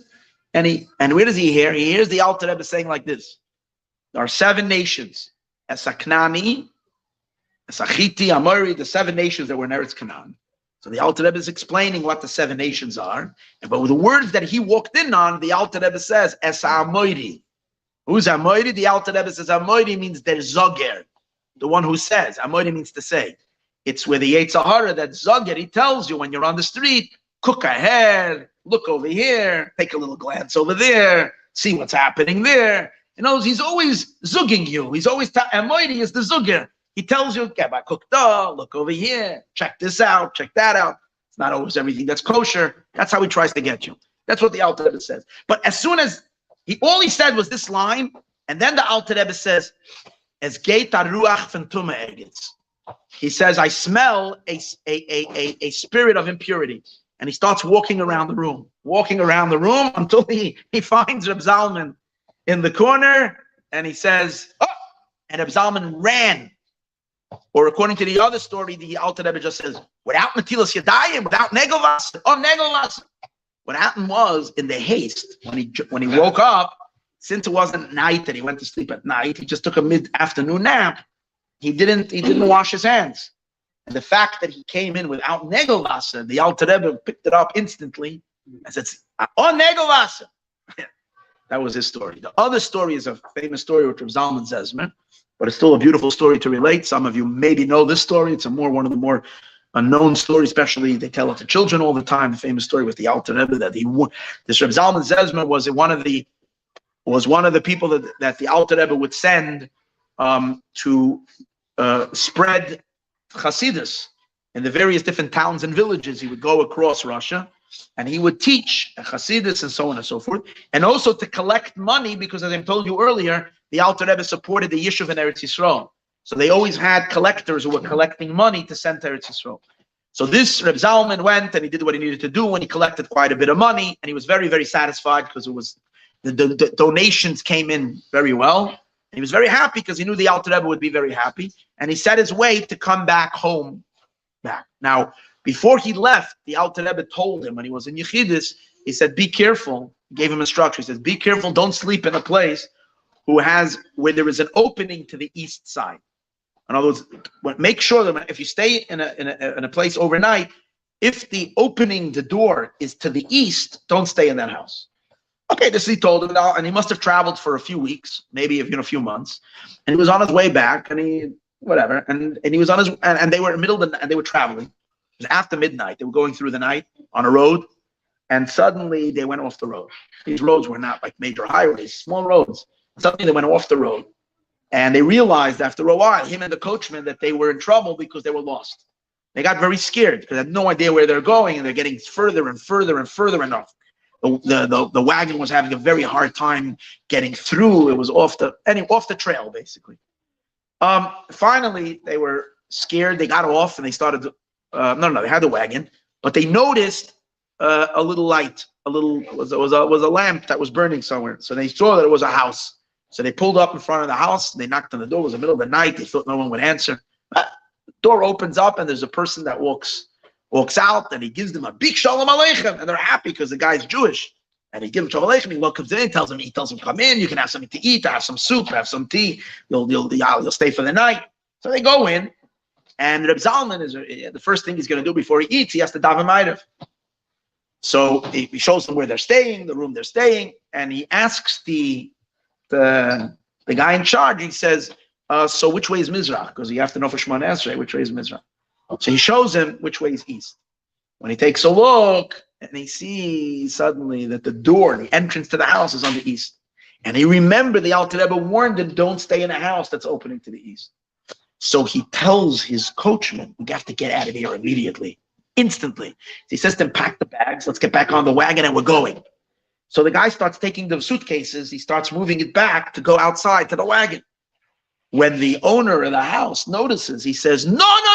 He says, "I am a machnes oirech, but I'm not a moitzi oirech," which means I bring people in as guests. I don't take out guests. And he had this lock on the door, and he clicked it shut, and it was little like a bolt. And he said, "You're not, get in there." And they got terrified. You know what to do? This, that. So they go back to the room, scared, and suddenly they hear outside their room, it seems like there's a commotion. A couple of guys arrive, and they hear talking, and they eavesdrop. They hear the guys are saying from out the thing. He says, "So, who'd you guys get now? Who's here? You got a wagon? It seems let's see the birds that you caught now." He said, "Oh, we got someone really good, and I think there's a lot of cash." Because he was right. He had the money that he was bringing, that he collected for the Alter Rebbe, all the money that was supposed to go to Israel. So there was he had a couple of suitcases with cash over there. And now they said, this is like, so he hears them saying, okay, the guy says, "Let's go check out the guys. Let's go check out what's happening over here." And they open up the door, and 6 guys walk in. But these are the guys that, like first day, big guys. And one of them was holding like an axe and a chisel, and they're walking in, and they got like long hair, and it was literally bloodshot eyes. It was like as scary as can be. Reb Zalman took the guts. He stood up and he yelled and he told them. And he said, "Listen," he said, "guys," he says, "you should know that I am an emissary. I'm a shliach from a great, great holy man, and he warned me about this place." And he told me that I shouldn't stay in a place. And he says the owner, the guy, the innkeeper, whatever it is, he can bear witness that I knew about this before because we were ready to leave. Because my rabbi, who's a holy person, told me not to stay over here. But the problem is it was a little too late. So I want you to know that if you guys are not going to harm us, and you're lay hands on us and do anything to us, my rabbi is going to take revenge on all of you. So you better be careful. And these guys are laughing. I think they're really, really amusing. They're laughing. They said, "Hey, you know what? Let's go have a party. We'll come back. We'll deal with them later." They're not going anywhere. And he left. And they locked the door behind them. And they're there. And they two are saying Tehillim, and they're crying. And a few hours passed. It got quiet. It's like they had drunk, and they became drunk, and they fell asleep. Suddenly, the door opens up, and the innkeeper himself, the guy who welcomed them in, it was towards morning, told them, come. Sneaks them out of the house, takes them, told them, get in the wagon. He says, take off. He says, and the reason I let you out, he says, is because of your Rebbe, because of your teacher. And he takes out from his pocket a 50 ruble note, a bill, 50 rubles, and he gave it to him, and he said, give it to your rabbi. So they left, and then when Zalman came back to Liadi, and he went into the Alter Rebbe said, you should know, I didn't sleep all night because of you. I didn't sleep all night. You kept me awake. And then he handed the Alter Rebbe the $50, the 50 ruble. The Alter Rebbe took the note, he folded it, and stuck it into a crack in the wall in his room. Put it in, crack in the wall, left the $50 rubles there. Years pass by, and one day a poor man comes by, and he asks to go into the Alter Rebbe. To come for it, and the Alter Rebbe refused entry. Alter Rebbe said no. But what the Alter Rebbe did was he took the 50 ruble out of the crack of the thing, he handed it to the Rabbi there, to the charge, and he said, give it to him. That was the story. So whatever the assumption is that this was this fellow who was running the inn, who came back, and the Alter Rebbe just handed him the money and said, nice. But he put it in the wall. Here's another beautiful story happened. There were a couple of there were Chassidim who were farmers. They were farmers, and in order to do their farming, they would get they needed always cash flow so that they can buy whatever needed and pay workers, and then they would. And there were actually, so they did their work, and then one year, what happened was it was no rain, it was a drought. It was a drought, no rain, and they were very worried because it was not just the fact that they didn't have the thing growing, but in addition to that, there were a lot of monies that were coming from widows and even poor and orphans that they gave to them, and they would invest it, and through this money, they would bring in profits and they would feed these families. And now there was a drought. So they came to the Alter Rebbe, they came for a bracha, and they came asking for a bracha that it should rain to save the crop, because it was so. And the Alter Rebbe didn't answer them. He didn't give them a bracha. So they went out. They had their hopes built up high. So in general, I just read this today. The Alter Rebbe in the early years, thousands of Hasidim started coming to him, and most of them were coming, and they wanted to ask questions regarding their material well-being, their gashmiistic things. And the Alter Rebbe said, anybody that's coming with gashmiistic with things, I'm not answering. I'm just here to help you spiritually, but don't bother me with gashmias. That was in the beginning. In the end, the Alter Rebbe did, but this was his. He said he wants to build Hasidim. He wants to build Chassidim, Oivdei Hashem, those who serve the Eibishter, not with gashmiistic things. Anyways, that's why the Rebbes in Poland were getting all the Chassidim that were coming with the gashmiistic things, and the Alter Rebbe was busy building a army to be able to take on the Lithuanian Esnagdos. So he needed and this was a lot of the machlokes that was going on between the other Rabbeim and the Alter Rebbe, was because they didn't sit well with them, that the Alter Rebbe was creating almost a little bit like an elite Hasidus with great minds and so forth, and he wasn't so much involved with the simpler people at that time, and they were all into the Baal Shem Tov. We put the emphasis on the simple, so there was some of that going on. In any case, these Yidden came in, and the Alter Rebbe didn't answer them. They went out, and they were so distraught.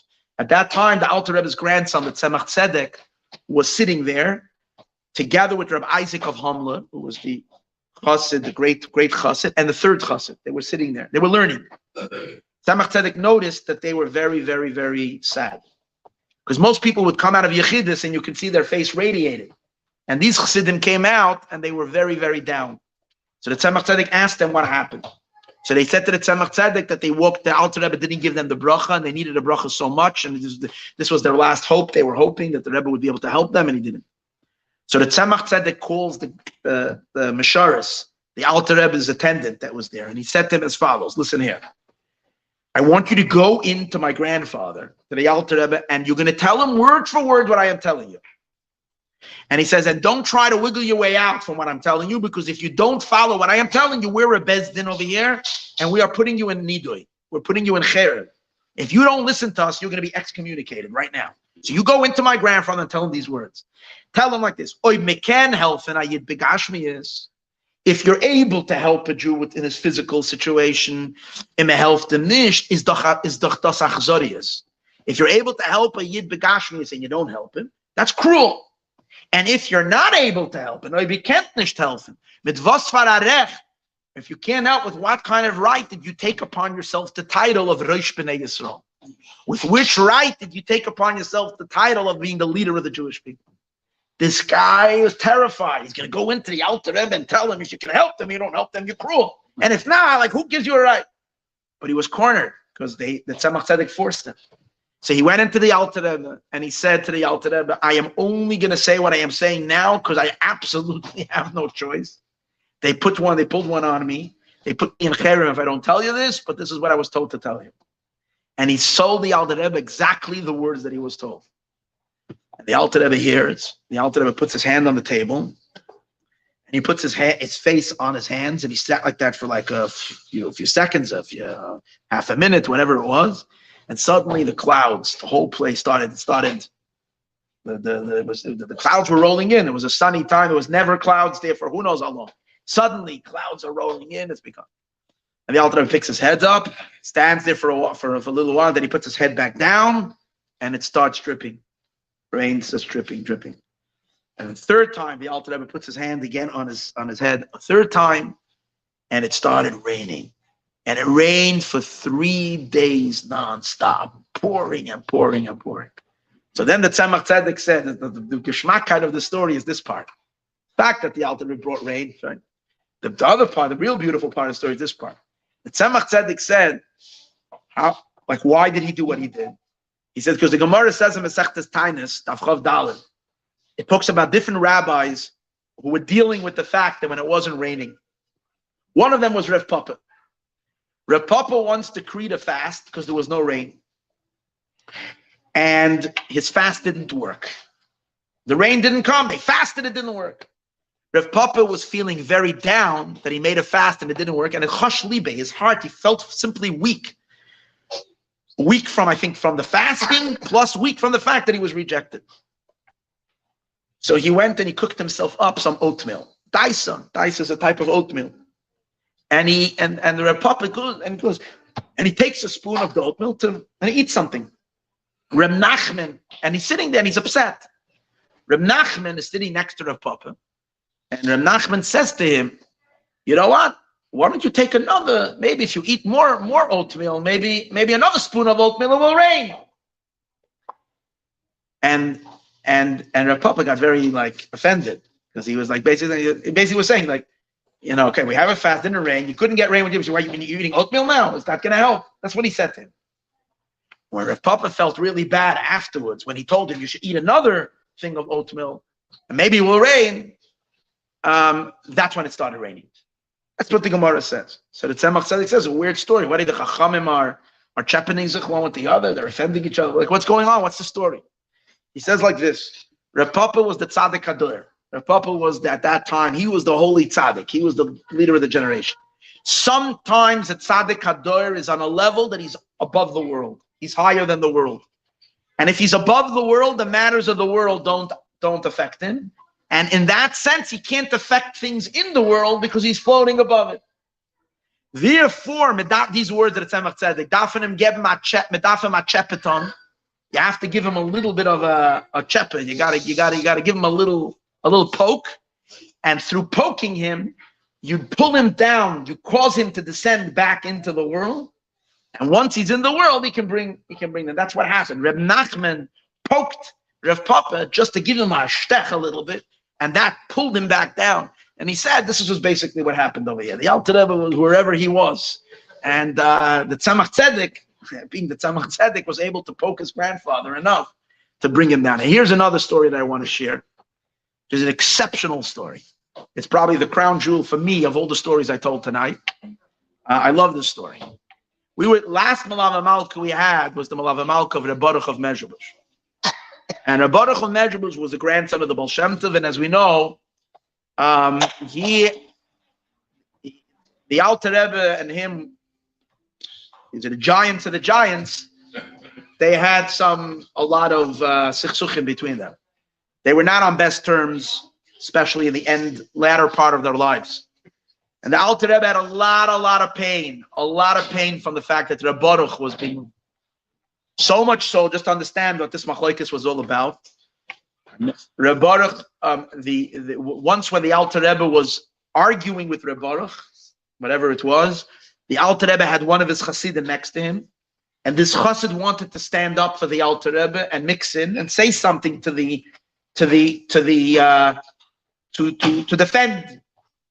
the Alter Rebbe, because I think in most of these, in the whole situation, the Alter Rebbe was on the defensive, because they were accusing him. They were accusing him that he went away from the way of the Baal Shem Tov and he's starting a new type of Chassidus and various different things. And the Alter Rebbe said, I know for certain, without a question, a shadow of a doubt, that the Magid, my Rebbe, the Magid, agrees with my derech. And there were about 7-8 Tzadikim at that time that stood up for the Alter Rebbe. By the way, I was so happy to hear who they were today. I never knew, who were the Alter Rebbe's defenders. You knew Rebbe Yitzchak of Raditchev, you knew Reb Zusha of Anapoli. But the Alter Rebbe really also had Reb Nochem of Chernobyl, was a big defender of the Alter Rebbe, Reb Zusha, and Reb Levi Yitzchak of Raditchev. And I was very happy to hear Reb Melach, the Reb Zusha's brother. I thought that Reb Melach was on the Alter Rebbe's side. How would anybody even challenge Reb Melach? Reb Melach was like the Rebbe of all the Polish Rebbes. But looks like Reb Melach was supporting the Alter. Again, Reb Melach passed away already in Tovkuf Mem Hey. So this was early on, but still, the division was already brewing right after the Magid Zestalkus. When the Alter Rebbe was laying the foundations for Hasidus Chabad, they were already unhappy with him. But in any case, Reb Baruch, Chadarim bothered them. Reb Baruch and the Alter Rebbe were once having this, and this guy wanted to mix in. So the Alter Rebbe said to him, shh, don't mix in. And later he said to him, you think this is just an ordinary thing? Our machlokes between me and Reb Baruch is a continuation of the argument and the fight that was going on between Shaul HaMelech and King David. Shaul and David HaMelech. This is a hemshech. These were the words. A hemshech of the machlokes of Shaul and David. So this was very high. But anyways, here's a beautiful story. Here's the story that I want to say. The story is like this. The Alter Rebbe heard from the Magid, when he was by the Magid, that Moshiach is going to be a descendant of either his oldest student or his youngest student. The oldest student of the Mezuzah Magid was Reb Nochem of Chernobyl. The youngest student of the Mezuzah Magid was the Alter Rebbe. So the Alter Rebbe heard that the Mashiach would be either his descendant or the descendant of Reb Nochem of Chernobyl. So years went by. The Alter Rebbe had a son, the Mittel Rebbe, who he named after the Magid. And when the Mittel Rebbe got married and the Mittel Rebbe had a baby girl, as soon as the baby was born, a little baby, the Alter Rebbe said, time to go make a shidduch with Reb Nochem. So the Alter Rebbe went to Reb Nochem. Reb Nochem was much older than him. He visited Reb Nochem and he said, I want to do a shidduch with you, with one of your grandchildren, my grandchildren with your grandchildren. So Reb Nochem said, of course. And Reb Nochem said, you can pick any one of my grandchildren. And Reb Nochem was very poor. Reb Motel, the son of Reb Nochem, built a huge empire. Chernobyl Hasidus became very big. And Reb Motel himself was, Hasidim came and they brought money. There was already, but Reb Nochem was very poor. And that time, all the children and everybody lived in his house. And everybody was sleeping. It was a big bedroom with like 30 Einekach. And everybody, little kids, they had a lot of children. So he tells the Alter Rebbe, you can go and pick. So the Alter Rebbe walks around and starts putting his hand down on literally on the head, with the moiches on the head of all the kids. And he's feeling this one, and he sees one of them, his name was Rabbi Yisrael Yaakov, then he was Yisrael Yaakov, a little baby. He puts his hand on his head and he says, this is the one. So Reb Nochem says immediately, take this crib and put it in the corner. So they separated from all the other kids. This boy is, and the Alter Rebbe didn't stop by that. They said they're going to write a Tanoim. Literally, imagine a Chassan Kali get engaged. There were two babies. They made a l'chaim, they made a tanoim, they wrote a star tanoim that this was going to be a chasana, the two are getting married, fine. They wrote the star tanoim, and the Alter Rebbe goes back home. He's mazel tov to his great baby daughter, granddaughter, mazel tov, she's engaged now too, and fine. Years pass by, a few years, maybe 3-4 years. Reb Nachum passes away. The Baruch of Mezuzah travels to Chernobyl. He happens to be in the area. He goes to Chernobyl. When he's there, he's inquiring. He wants to know. He wants to see who is the Mamala Makim, who took over. Reb Nachum. He wants to meet the Mamala Makim of Reb Nachum, who is that Ramatal of Chernobyl. So he's wondering, where does Ramatal live? He's asking. So he meets a little boy, and he says to this little boy, "Where does the Rebbe live? And what's your name?" So the boy says to him, and he said, "My name is Yaakov Yisrael." And he says, "And the Rebbe, what's your name?" So he was taken either way. The way he asked the question, and he knew he was a Rebbe, was his nomen. So he said to him, he looked at him, he says, like, "Why are you asking?" So the boy says like this: "In the same place that I see my name, Yaakov Yisrael, I see your name also written, Reb Baruch." This is what the boy, he's maybe 4 years old, 3 years old. He says, "In the same place that I see my name, Yaakov Yisrael, I also see your name, Reb Baruch." So he realizes already that this kid is, is not a regular kid. So he goes into the Matal and he finds out it's his son. So he says, "I want this boy. I want him for one of my grandchildren." So he says, "I'm sorry, take him." He's taken already. He's already engaged.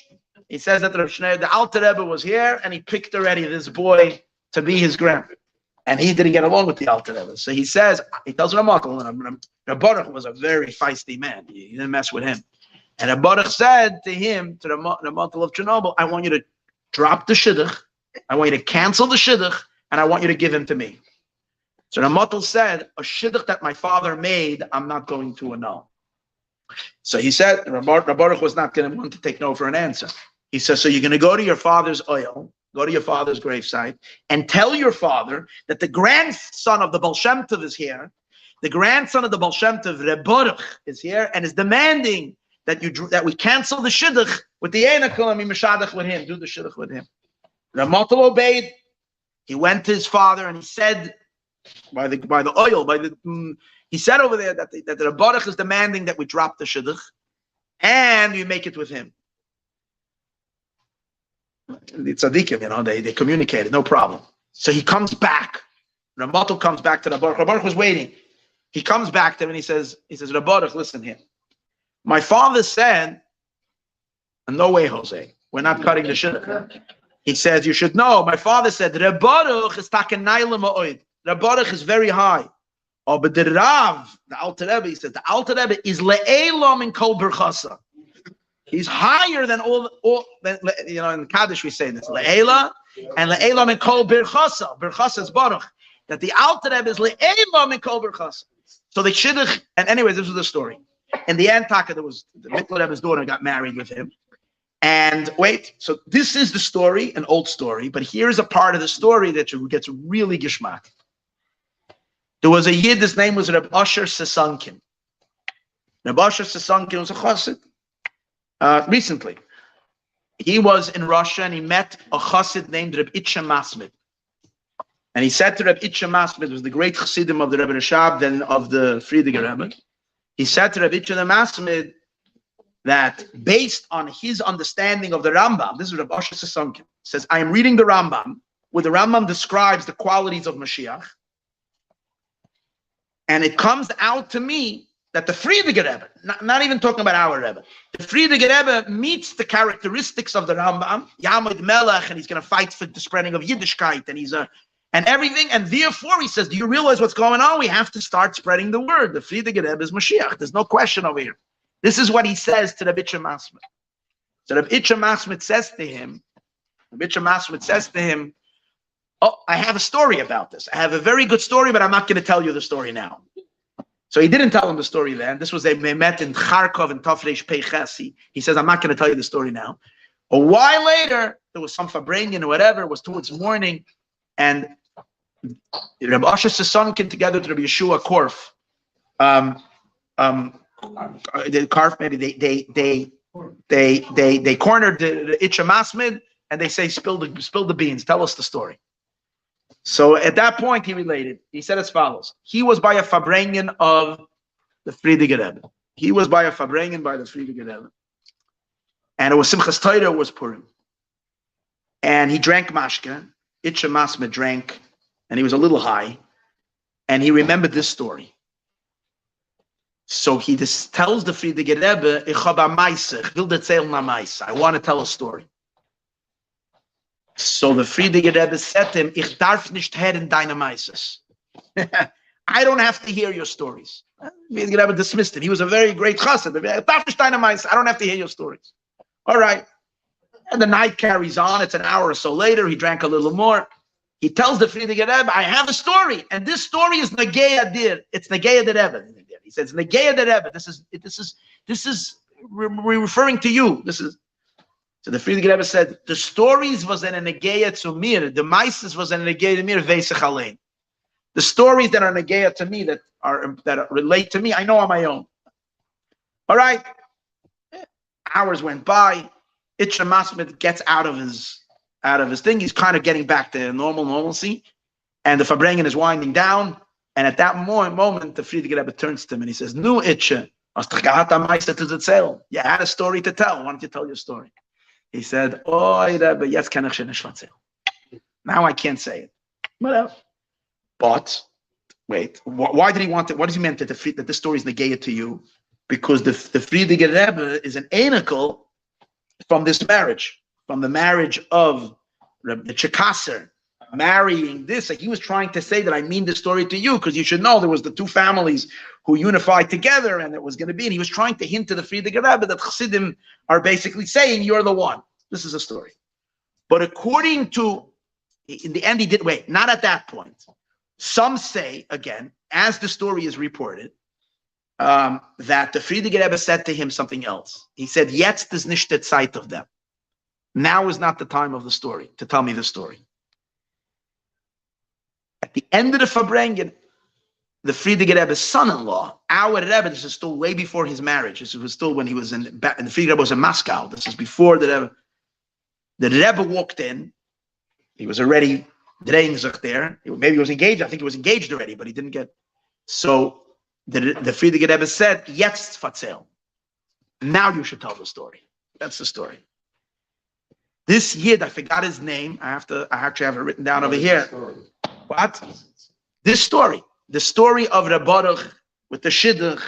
This story, he said, I'm not exactly sure the yichus, but the Friediger Rebbe is an anacle from this marriage. But I'll tell you even who it was. The story is, here it is. Reb Shloimeh Kazranovsky. Who's that? You know that? Reb Shloimeh Kazranovsky. He said that according to the Friediger Rebbe said, "Jetzt ist nicht die Zeit." When Reb Shloimeh went and he said this story to our Rebbe by a Fabrengen, the Rebbe was smiling. He started telling the Rebbe the story. And when he got to the part where he wanted to tell the Rebbe that the Friediger Rebbe said, "Jetzt ist nicht die Zeit," and then when the Rebbe came in, he said, "Yeah," the Rebbe stopped him, and the Rebbe said, "Jetzt ist nicht die Zeit for their mice." This is what happened in Fabrengen. Kazarnovsky is the one that I just heard a video from him. Is it right over here?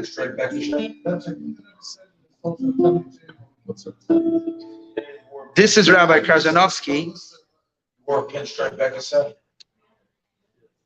No, this is Chaim Nachman Kovlovsky. It's someone else. I thought it's the same person. Who's Chaim Nachman Kovlovsky? Ever heard of him? Okay. Or someone else. All right. I'm not going to leave that out. Chaim. What? Who? Rabbi Masmid. No. Oh, Rabbi Yitzchak. Yeah.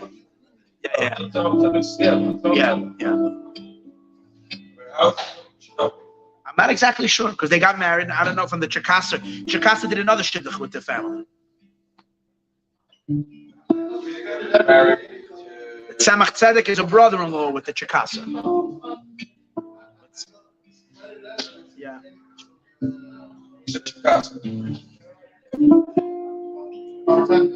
From who? Okay, so we can go tell the story to the Schneur Rebbe, see how he reacts. Chikasa was the son of Ramatul of Chernobyl. Rabbi Yaakov Yisrael of Chikasa. Rebbe, yeah. Yes. You want to hear a story with the Chikasa's wife?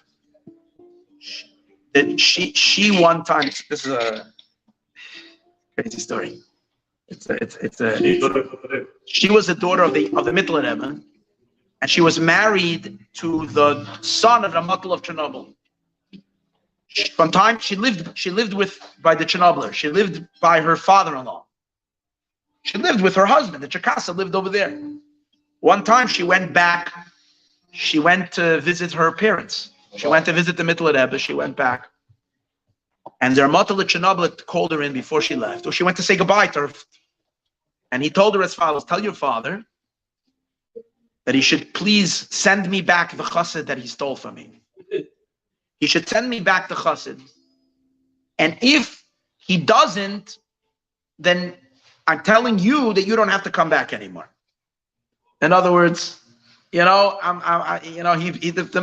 Chernobyl was basically saying, hand me back the goods. You stole one of my chassidim, send them back to me. And if you don't,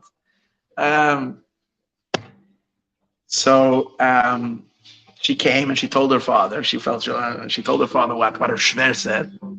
And the Mittler Rebbe said, "Ein chassid is mehr wert wie 7 Techter." I can't say the story. He said, "Ein chassid." This was a chassid. This was a taka chassid. Is mehr wert wie 7 Techter. So I'm not going on the exchange. Yeah.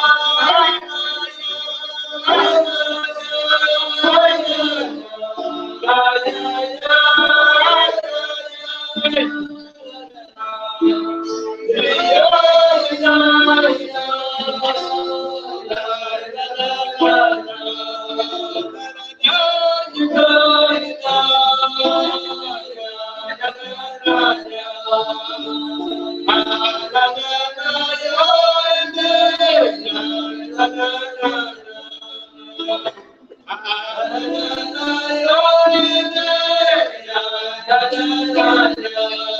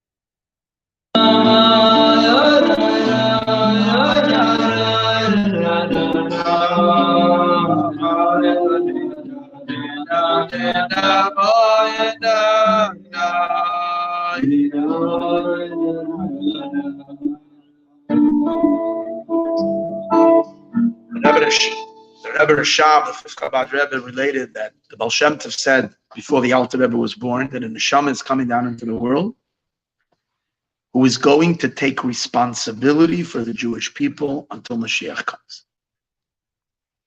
It means who's taking responsibility, you see? Chabad Rabbeim took responsibility for the entire Jewish people.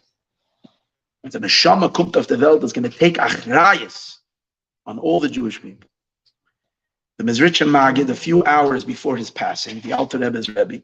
By the way, the Alter Rebbe said about himself, he said, the Gemara says that a person does not loikam in ishadaite de Rabbi, that a person is not able to perceive the mind of his teacher until 40 years. And ich bin gewinnt, komm, daite der Rabbi, der erste Tag. He says, I knew my master, my teacher, my Rebbe, and got to the depth of his teachings on the first day that I came.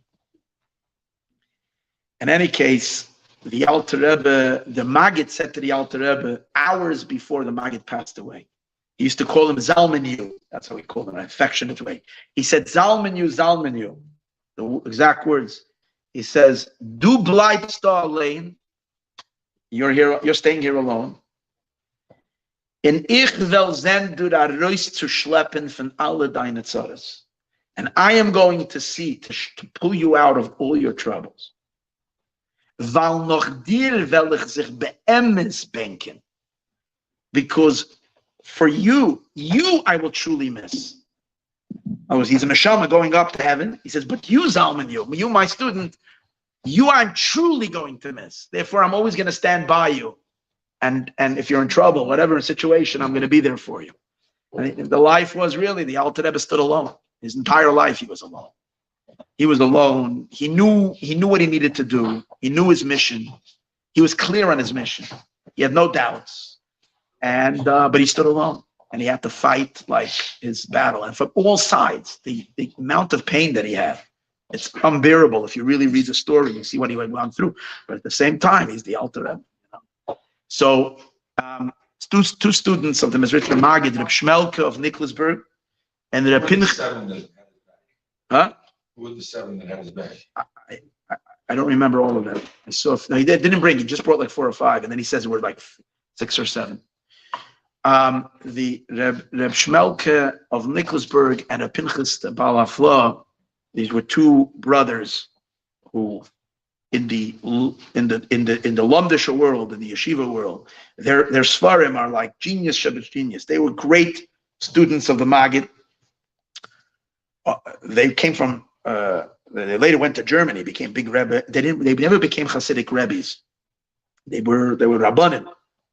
But in any case, Reb Shmelke and the Pinchas, when they came to the Maggid for the first time, they stayed for a couple of weeks. And they absorbed. When they came time to leave, they left. And they came to say goodbye to the Maggid.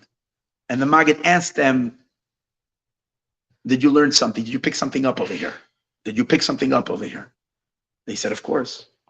So the Maggid said, tell me my Torah that I said this past Shabbos. Repeat the Torah that I said this past Shabbos. And they repeated the Torah. And the Maggid said, I never said that.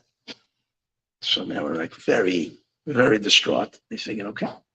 So they said, we'll stay here another week and we'll try to get it this time. So they stayed another week and they listened very intently to the Torah that the Maggid said on Shabbos. After Shabbos, they came to say goodbye, and the Maggid said, repeat to me what I said. They said the Torah that the Maggid said, and the Maggid said, I never said that. And I was very upset that they couldn't get it. What it is that they're not getting? They felt they really concentrated with all this. So they stayed a third week. And this time they concentrated with and they were geniuses. You're talking about people that had the whole Torah on their fingertips. And they concentrated with all their mind to catch every word and to know it. And they came into the Maggid the third time, and the Maggid said, tell me the Torah that I said. And they said it, and the Maggid said, I never said it. They were so heartbroken. And they said, so if that's the case, we have nothing anymore to, what else can we do? We used everything we have, everything. So we're just, I guess we're going to have to leave. So the Maggid said, no, go to my student, Schneur Zalman, and ask him to repeat to you what I said. So they went to the Alter Rebbe, and they asked the Alter Rebbe, it was much younger than them. And they said, tell us what the Rebbe said. And he said, the Rebbe said, I should say. So he repeated the Torah. As he was repeating it, he repeated word for word, but they noticed that he wasn't only repeating the Torah. He was repeating the Torah, and he was making every movement that the Maggid said when the Maggid said the Torah. He captured not just the Torah, but every tenuah. If the Maggid moves his hand like this, or when he said whatever, every little tenuah, twitch of his face, the Alter Rebbe repeated it with every little ounce. And they realized that there was so much more that was communicated than was just communicated in the words. And the Alter Rebbe, he recorded it all. And at a certain time, the 2 of them came into the Maggid, and they asked the Maggid, that there are two things that they want to ask the Maggid. Number one, a pirush in a very difficult passage of the Zohar. They wanted to have an interpretation.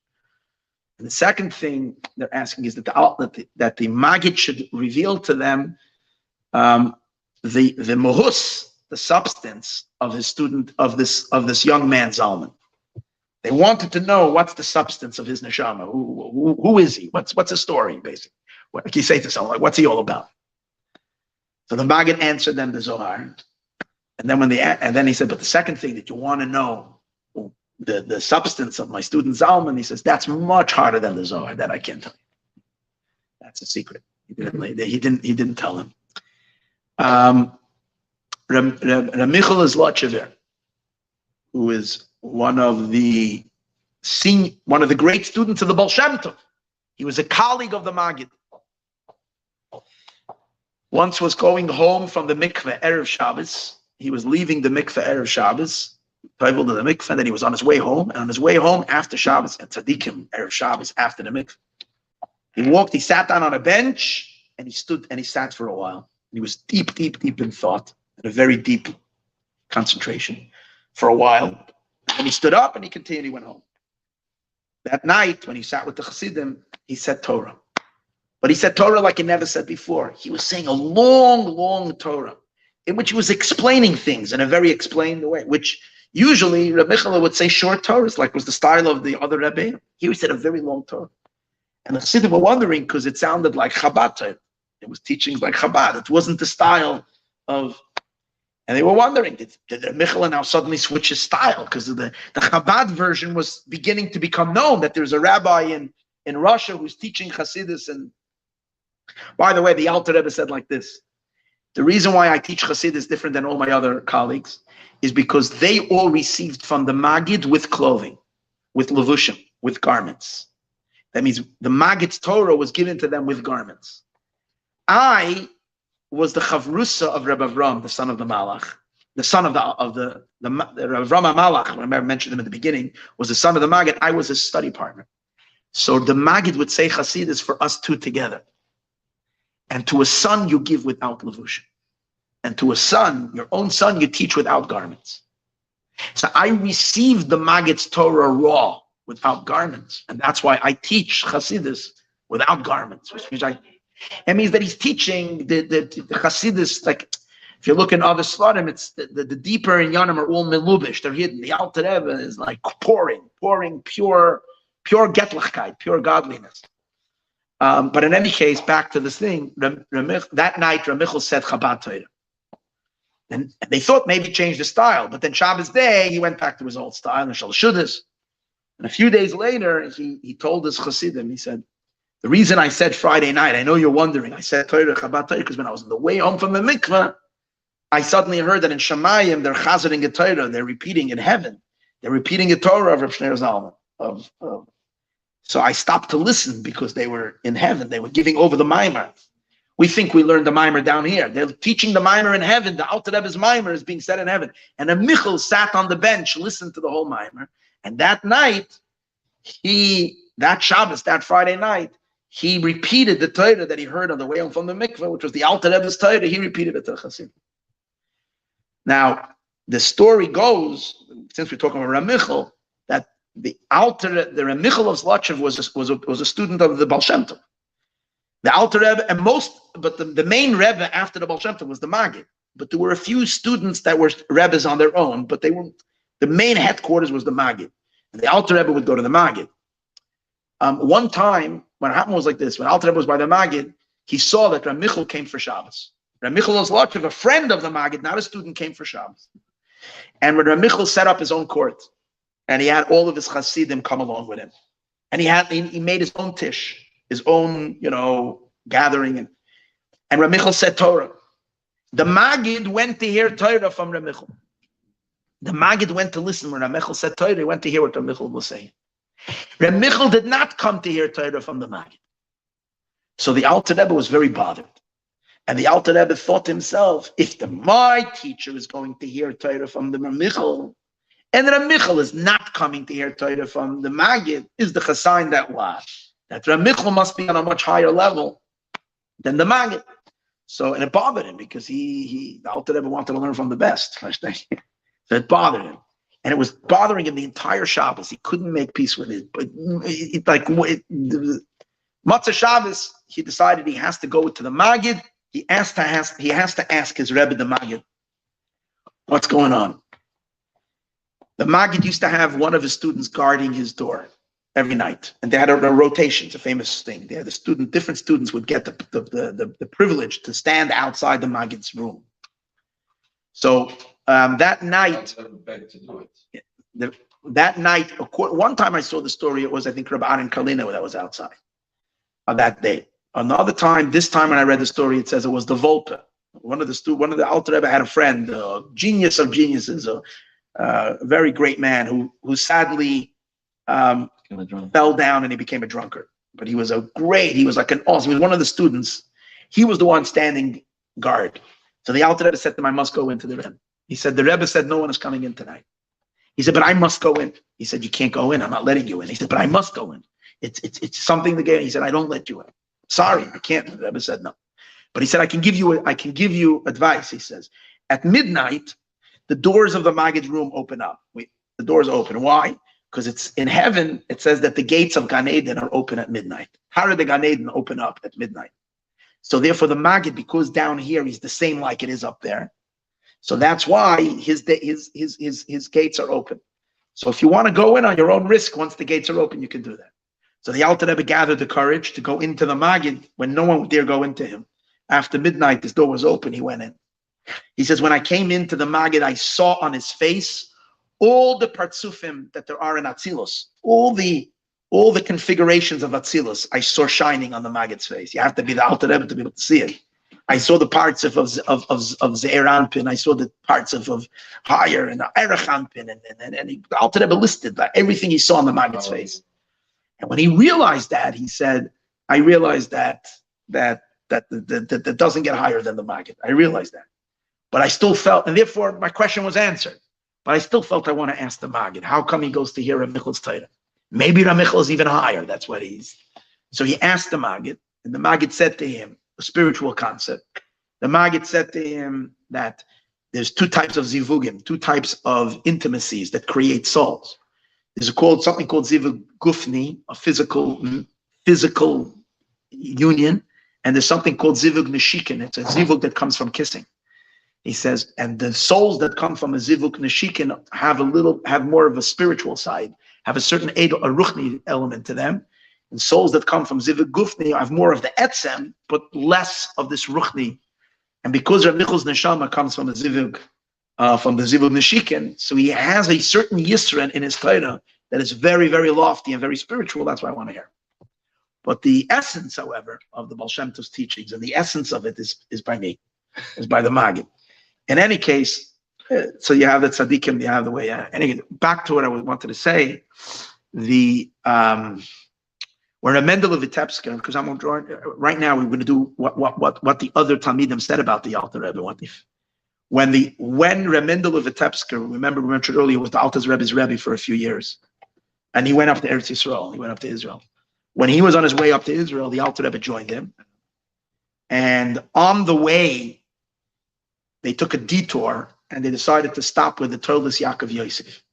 The Toldus Yaakov Yosef, his name was Rabbi Yaakov Yosef of Pulna. He was the senior student of the Baal Shem Tov. He was the one who wrote the first Hasidic book that ever published. The Misnagdim decreed that book should be burnt with the chametz.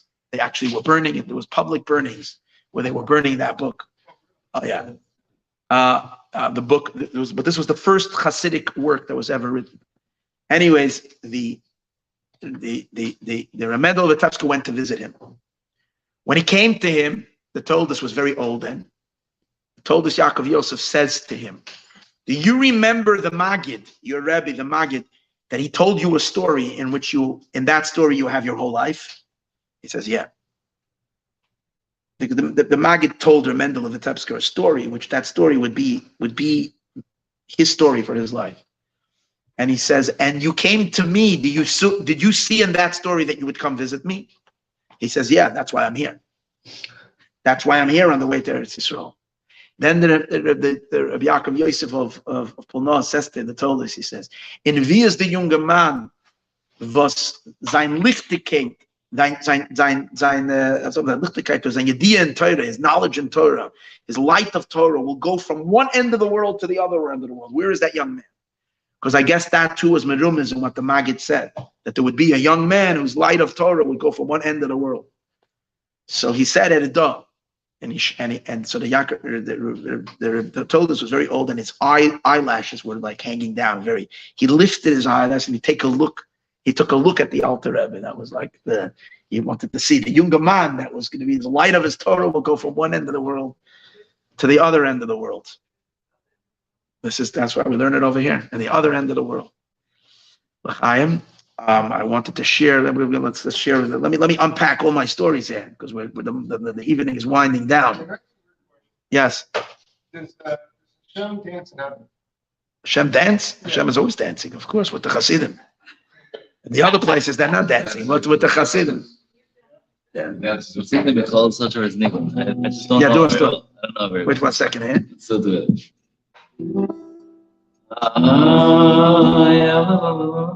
That's it. Which one? That's it. Oh, the Michel's thing.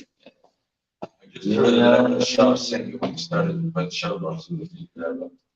He said, that I received from my father, I received from his father, I received from the Alter Rebbe. All the way up to the Baal Shem They Tov. heard from the Baal Shem Tov, they heard from the Maggid, they heard from the Baal Shem Tov. It's called Nigga Spade Rachman Rabbi. Any folks? True desire that wherever Baal Shem Tov is, will come out and I'll be with you. Right there. This song that he's singing now. This is the song of this Rabbi Michal of Zlotchev. He composed this song. The night when the Shah Brothers were Dynastic. Wow. He sang it. Two sang it.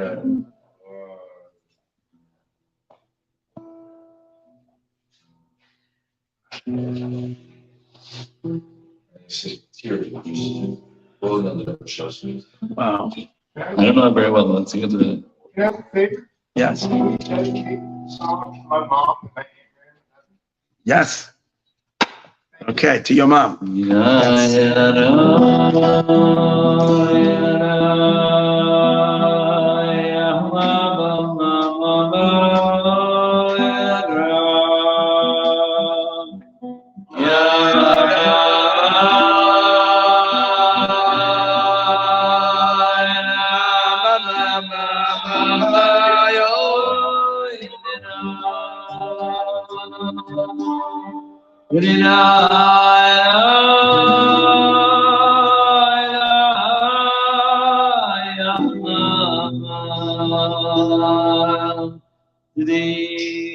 I don't know.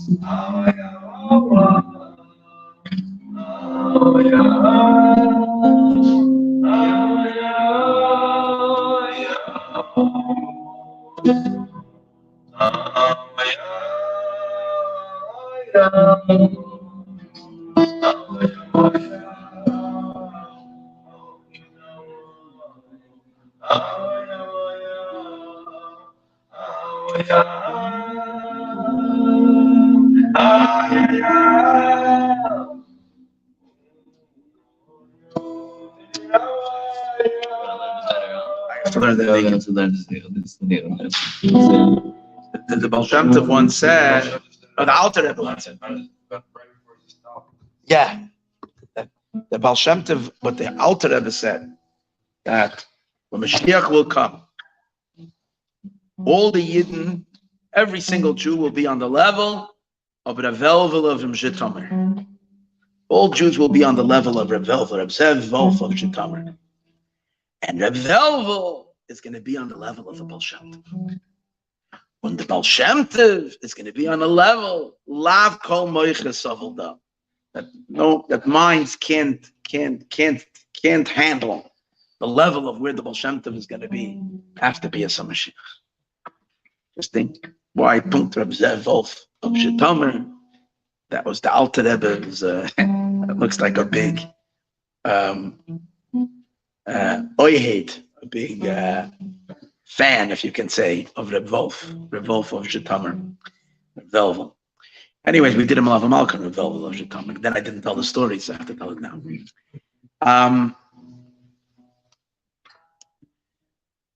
It's known that this is just a story that you have a few similar stories. The Alter Rebbe once had the Shach. The Shach was a rabbi who lived about 150 years before the Alter Rebbe.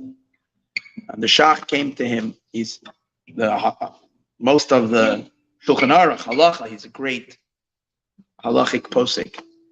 And he came to the Alter Rebbe he came to the Alter Rebbe in a vision, and he was begging the Alter Rebbe that the Alter Rebbe should side with him in a certain manner of halacha. And sometimes the rabbis in the earlier generations have this, and then that. And he wanted the Alter Rebbe should side with him. And I think the Alter Rebbe did, but then he said, and in reward of that, I don't know why it's not called bribery, but in reward of that, I'm going to reveal to you something that you don't know. So the Alter Rebbe said, okay. So he told the Alter Rebbe as follows, that when the Alter Rebbe is davening, he goes into a state of intense dveikus. The Alter Rebbe would go into an enormous state of fervor and excitement, and in the midst of that, his tefillin would fall to the side, would go off the center, would go a little off the center. And he says the Malachim laugh in heaven that when the Alter Rebbe's tefillin go off and he's in a state of dveikus, since his tefillin is not centered. So from that day and onward, the Alter Rebbe was very careful always to make sure that his tefillin stayed where it is. Another interesting story is the Alter Rebbe once gathered in a minyan, on Erev Yom Kippur, and he says he's gathering a minyan because he wants to ask the Ramah Mechila. And the Ramah was a rabbi who was even before the Shach. He wants to ask forgiveness from the Ramah. Why? Because the Alter Rebbe once said, at that time, he felt that he offended the Ramah, because he said that the Ramah was very machmer in the laws of Tisha B'Av, meaning very stringent in the laws of Tisha B'Av, but very makel in the laws of Sircha. Sircha is when a lung has a little bit of a, what is it, a bubble? What's a Sircha? Sircha is like a lesion, adhesion to the lung. So the Ramah is makel in Sirchas and machmer in Tisha B'Av. The Alter Rebbe says it would have been much better off if he would have been machmer on Sirchas and Mekel and Tisha B'Av. That's what the Alter Rebbe says. So the Alter Rebbe says for that he wants to ask Mechila with a minion from the Ramah. However, the Alter Rebbe says, but I'm not changing my mind. He should still. It's still better to be machmer on the laws of kashrus. Talking about kashrus, I do want to say an amazing story. It's not so much about the Alter Rebbe, although the Alter Rebbe is part of the story.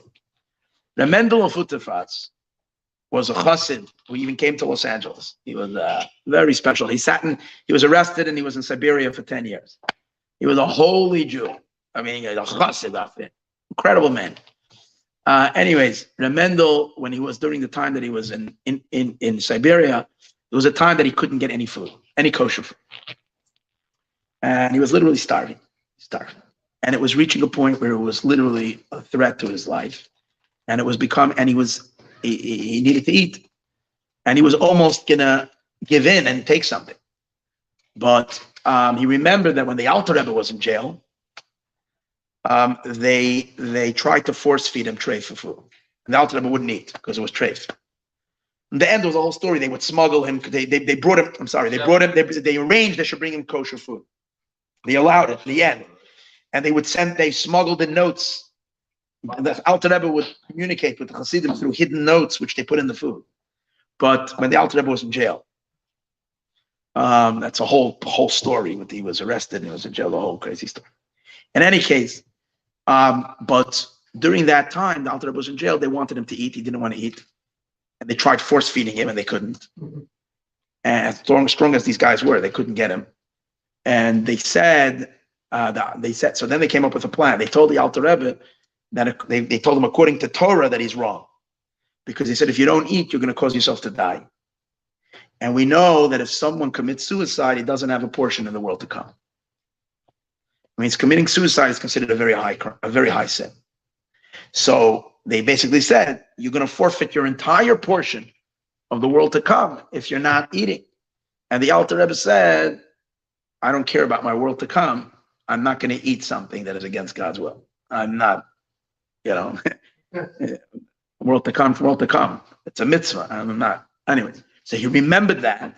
And Mendel said, okay, that means that no matter, even if I have to die, I'm not going to eat it. But then he started thinking to himself, how can I compare myself to the Alter Rebbe? What am I crazy or something? I am comparing myself. Little Mendel is compared to the Alter Rebbe. And he says, Mela, my colleagues, my friends, they are pnimium. They're real people. So they internalize. But I'm a chitzon. He thought of himself always as a chitzon. Chitzon means a superficial person, an external, not an intern. And since I'm a chitzon, for me to compare myself to the Alter Rebbe is ludicrous. And then he was thinking that maybe therefore he should eat. But then he thought to himself and he said, chitzon schmitzon, for this it's worth to be a chitzon, to be a superficial guy and not sin. Hasidim always knew how the Yetzer Hara, they knew how to detect the evil inclination. So he's going to convince him that he's going to not compare that, and therefore he insisted that he was not going to eat. And he didn't, he survived. So one of the Hasidim said an interesting thing. This is beautiful. One of the Hasidim said that he knows what the food was, that Mendel wasn't eating. It was soup. It wasn't soup, it was water. But the water somehow was inside a dish that there was once meat in it, whatever. There was nothing there. If there was anything, it was already nullified 100 times. And Mendel knew it. And he wasn't going to take this water that was totally okay, but just because whatever. And what's really why what really kept Mendel from eating it was because Mendel. This story is like so crazy. Mendel got a bracha from the Rebbe to shop for Arichas Yom. The fifth Chabad Rebbe gave him a bracha to live a long life. And he said, it cannot be that the Rebbe's bracha is going to be fulfilled in me through eating treif. A Rebbe's bracha that I should have a long life is going to come dafka if I eat treif. That can't be. And that was his thing, that he wasn't going to take something that was, even if it was. Yeah, that's that story. Now, I have to tell you, complete with two stories. This is a very good story. When there were Hasidim that were coming, this was when Hasidim was the new movement and people were getting hooked like crazy, young people especially. And the families were so distraught that their families were that the young people were being caught, that they would sit shiva. They literally treated it as if the child died. That's what they treated. One time, a certain chassid, a certain guy, a certain young man, they learned with him. The chassidim started learning with him, and it touched his soul. He realized that this is the real stuff. This is the real deal. So he decided that what happened was, let me get the story. No, he got close to Hasidus, and let me take a look, because there's three stories. I don't want to mix the three up together. Give me a second here. Meanwhile, I'll tell you a quick one. Someone once came into that was inside the Alter Rebbe's room by Yechidus, and the Alter Rebbe had a clock, and on the table. And then the Alter Rebbe stepped out a minute during Yechidus. He went out, and this person looked at the clock, and he saw that the Alter Rebbe's clock was off and not the same like his watch. And he had a very, very accurate watch. So he went to the watch that the Alter Rebbe had, and he fixed it. The Alter Rebbe came in, and the Alter Rebbe took a look at the watch, and the Alter Rebbe said, "You touched my clock?" He said, "Yes." He said, "I touched this because it was off by a few seconds or whatever." And the Alter Rebbe says, "How do you know that yours is right?" He says, "Because I know, like my watch, really." The Alter Rebbe says, "My watch is clicking according to every hour. There's a different configuration of the divine name. 12 of them of Yud Kei Vav Kei during the daytime, and in the nighttime it's the Aleph Dalet Nun Yud, and that's how my watch is. So my watch is a little bit more accurate than yours. My Zeged is according to the Tzerufim.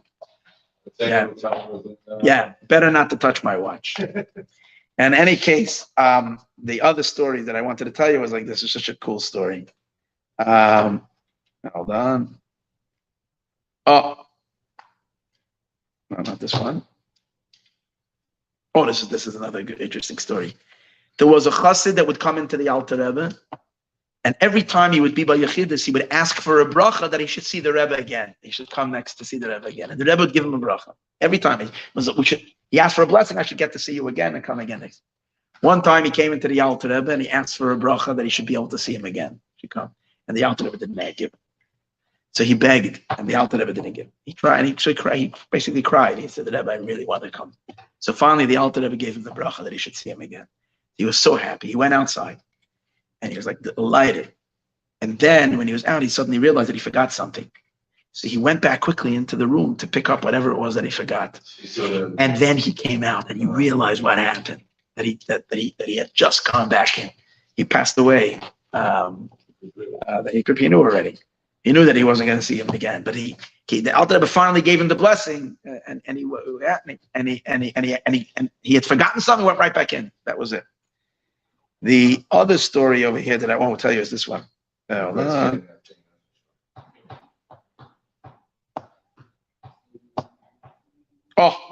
Once there was someone who came because the son-in-law became a chassid. That's what happened. The son-in-law became a chassid. So he traveled to Liadi, and he asked the Alter Rebbe he says he complained to the Alter Rebbe that his son-in-law became a chassid. He says his Yirah Shamayim, his fear of God, remained the same like till now, but his diligence in Torah study went down a little bit. So he's saying, what did he gain? He became one of your followers. In fear of God, he didn't get any better. He's not worse than he was before, but his Torah study went down. So the Alter Rebbe said like this. He says, till now, he learned Torah for the dog and the cat. And now he learns Torah for the sake of God. And the Alter Rebbe explained. See, till now, your son-in-law, he lived in your house, and he would learn Torah when he knew that you're coming around. He would take the book and he would learn and send that. But sometimes there was a cat outside the door. Because the son-in-law had his own, little quarters in the house. So if a cat or a dog went by and it made a noise, he was always on alert because he thought his Schneur is coming, his father-in-law, his mother-in-law are coming. So he would open the book and he would learn. So the Alter Rebbe said, till now he learned Torah for cats and dogs. And now he learns Torah for the similar story was that someone had come to the Alter Rebbe, also similar to this, and the family became very distraught. And they heard about it. So the Hasidim said to the person that if you go to the Alter Rebbe and you give him a lot of money, you'll bribe him and you'll get your son-in-law back. He'll send him back home. So that's what he did. He went to the Alter Rebbe. And the Alter Rebbe said, when he came in with the, he wanted to tell the Rebbe to give him money, the Alter Rebbe said, Daphne, you don't have to pay for this. He says, your son-in-law's going back on his own. You don't have to pay. So he says, yeah, he's going back. He said, yeah. He says, and what did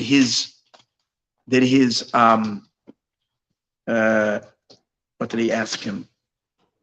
Was he already, basically he asked him if he's already damaged, basically, by the Hasidim. So the Alter Rebbe said, no, he's okay. So he says to the Alter Rebbe, but does he learn as much as he learned before? Alter Rebbe said he learns a little less. So he says, Rebbe, like, can you fix that? That's what he says. Can you repair it? Can you fix that? So the Rebbe said to him, no. He says, but with that damage, what is it? And he said, why? He says, till now he's learning Torah for his shviger, for his mother-in-law, and for God. Now he's learning Torah only for Hashem.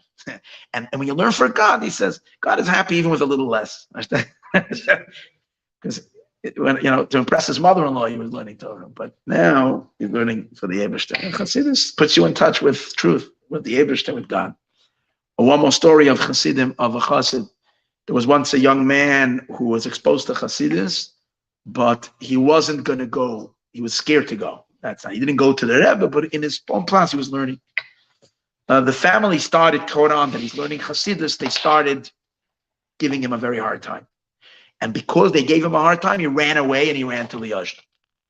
And he went to Liadi, he was by the Alter Rebbe. He was there. So the family sent, the father-in-law went to go pick him up. They got him. They put him back home. They brought him back. When he came back, they told him that if he's going to have to give a divorce. If he wants to stay married, he must make a promise that he's not ever going to go to Liadi. He's never going to go to the Rebbe. You have to make a neder, a promise. But they were afraid that he would annul you make a promise, sometimes you can annul it in front of a Beis Din. So they said that you shouldn't just make a neder, you should make a neder al das Rabbi, which means you make a promise, but based on other people, it's based on other people's minds, not on yours, on the public's. How do you undo a promise? You go to a court and they start asking you, if you would have known such and such, would have you made and you kind of you unknot the knot. Making a promise is like making a knot. They're able to unknot it. But if you're making it not based on your own mind, based on others, then you can't annul your vow. It's basically an unknowable vow if you do it like that, unrevocable. So what they did was they made him do such a neder. They wanted him to make a neder that he's not going to learn in Chassidus anymore. That he wasn't going to do. But he made a neder he wasn't going to go. And after a while, his heart was just, he needed it. He felt he has to go, and he was going crazy. And he started thinking that maybe he's not obligated with this vow because it was made upon him under duress. So he had a halachic shayla, and he decided the only one who can answer the shayla is the Alter Rebbe. So he traveled to the Yajna, and he came to the Alter Rebbe and he asked him this question: that he made a vow that he's never going to come here, and now he's thinking that maybe the vow didn't take effect, and he's here. And so the Alter Rebbe said in his song in the Dvekos, the Alter Rebbe saying that neder al das Rabbim is only a neder if the Rabbim has das. But if the Rabbim don't have any das, it's not a neder al das Rabbim. That means if the public has das, das means on the mind. If they have a mind, but if they don't have a mind, they don't have a real das, then it's not binding. All right. So the mice. Give us a few from the beginning. Now from the beginning, I'm already. Hold on one second. What was your opening story? It's got a Chassidim. Meshach. There's one more Geschmack story over here. The Alter Rebbe. Oh, this is a very Geschmack story. Rabbi Isaac. We're going to conclude with this. Rabbi Isaac Homler, one of the great Chassidim of the Alter Rebbe. The Alter Rebbe once called him, and the Alter Rebbe said to him, The Alter Rebbe asked him a Pirush in the Shach. That's what it was. The Alter Rebbe asked him to explain a certain passage in Shulchan Aruch in the law and code of Jewish law on the Shach, and he gave his explanation. And according to the explanation was l'chumra. It was a stringency. Whatever the question was, it was a stringency. So the Alter Rebbe said that's not the pshat. You're reading it wrong. And the Alter Rebbe taught him the shach, the real pirush. And according to that, it's a leniency, not a. And he was very blown away because it was genius of genius. It was like he cracked open the shach and he got to see it on a level he's never seen it before. He never would have thought, but he opened up and he saw it's true. So the Alter Rebbe said, this shach, the Magid once came out to the Chavraya Kadisha to his students, and he said, my teacher, the Magid, and he said that in heaven there is a kitrug, in heaven there is a accusation that the Talmidim of the Magid are not learning nigla, they're not being misamek, they're not learning with diligence and depth enough. And the Magid was demanding they should throw themselves into their learning even deeper. And the Magid proved it to them. He asked them the Pirush and the Shach. They all said like Rabbi Isaac Homler, the Pirush. And the Magid said that's not the Pirush, and the Magid explained the Shach based on, like the Alter Rebbe said now, that it's really a kula, not a chumrah. That's how we talk. A kula meaning a leniency, not a stringency. So then the Magid says then the Alter Rebbe says to Rabbi Isaac, this question, this Shach that I showed you, is going to be something that you should remember because this Shiloh will once come to you. And then the Alter Rebbe taught him another two insights into halachic matters, which he said these two questions are also going to come to you in your life. So he basically gave him three instances, three teachings of halach. So Reb Isaac knew that these were questions that would come to him. So it so happened when he moved and when he was appointed many years later, he was appointed to be the rabbi in the city of Hamel. And right at the beginning, a few weeks into it, a woman came to him with a question on a bird. It was a shechita question. It was an akashras question. She came to him with a question on a bird, and she had gone to a different rabbi, and that rabbi said it's treif. It's not kosher. Not kosher based on this shach. Usually, if you go to a rabbi, you're not supposed to go to another rabbi. If you go to a rabbi for a question and he tells you one way, unless you could go to another rabbi, you have to tell him that the other rabbi said to you like this. And this lady was a simple lady. She didn't like to get the answer that it wasn't kosher. She was a poor lady. So she came to him and he looked at it and he said it's kosher. Based on this, what the Alter Rebbe taught him, that it was kosher. So the word got out. I don't know. She told the other rabbi, you don't know what you're talking about. This rabbi, whatever. She was a yenta. First day she went back to the other rabbi. She said, what do you mean? I went to the new rav and he said it's. So this guy says, Gavald, who does this thing? He went running to Rabbi Isaac and he said, how do you skip a befei shach? So he tells him, so the Rabbi Isaac says, you're not learning the shach correctly. And he told him.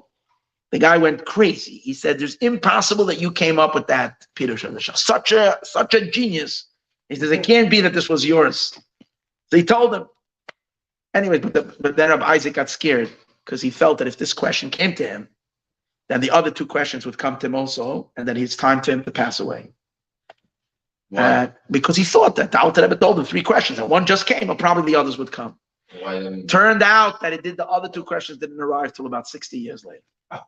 But then he lived very long, and at the end of his life, the third one came, and when the question was asked to him, he knew that this is the end of his thing. He called there's two versions to the story. One is that he basically already summoned the Chevra Kadisha, and he told him to prepare everything that he's being nostalgic. And so it happened. The burial association is called the Chevra Kadisha. He called them, and so happened the next day he passed away, Rabbi Isaac. Another version of the story was that he was so besimcha that the Alter Rebbe, that he went into a wagon with the Hasidim, and they had a whole farbrengen, and they were singing through town as they were driving through the town, and someone brought fleish on the wagon. And they were so fat. I don't know. So I didn't get the end of the story according to that version, but he didn't care the fact that the story meant that everything was over. The fact that it happened, what the Alter Rebbe told him what happened, was such a simcha to him. Did you follow so the Alter Rebbe's daughter or granddaughter and the Yeah, they got married. They got married. So did anyone ever follow their genetic line? Their genetic line is, that's why this chassid was telling this to the previous Chabad Rebbe. He was saying this to the previous Chabad Rebbe because this is the family. This is the family. It's the Lubavitch Rebbe's family. Oh, the Lubavitch. Yeah, it's the Rebbe's family. It's his father-in-law and him. How exactly? Yeah, that line. That's why he was telling it to the. That's why this chassid was wanting to tell it to the Rebbe. He said, "I have a story." He said, "It's a story that he was trying to tell the Rebbe." No, he was trying to tell this Rebbe, which was a great grandson, that this is referring to you. He was basically trying to hint to the Rebbe that why he believes that the Rebbe would be the Mashiach, because he comes from this line. What? Who? Oh, yeah, I think so. They worked it out. The Chakasa didn't say it. The Ramatul Chernobyl said it. The father said it, yeah.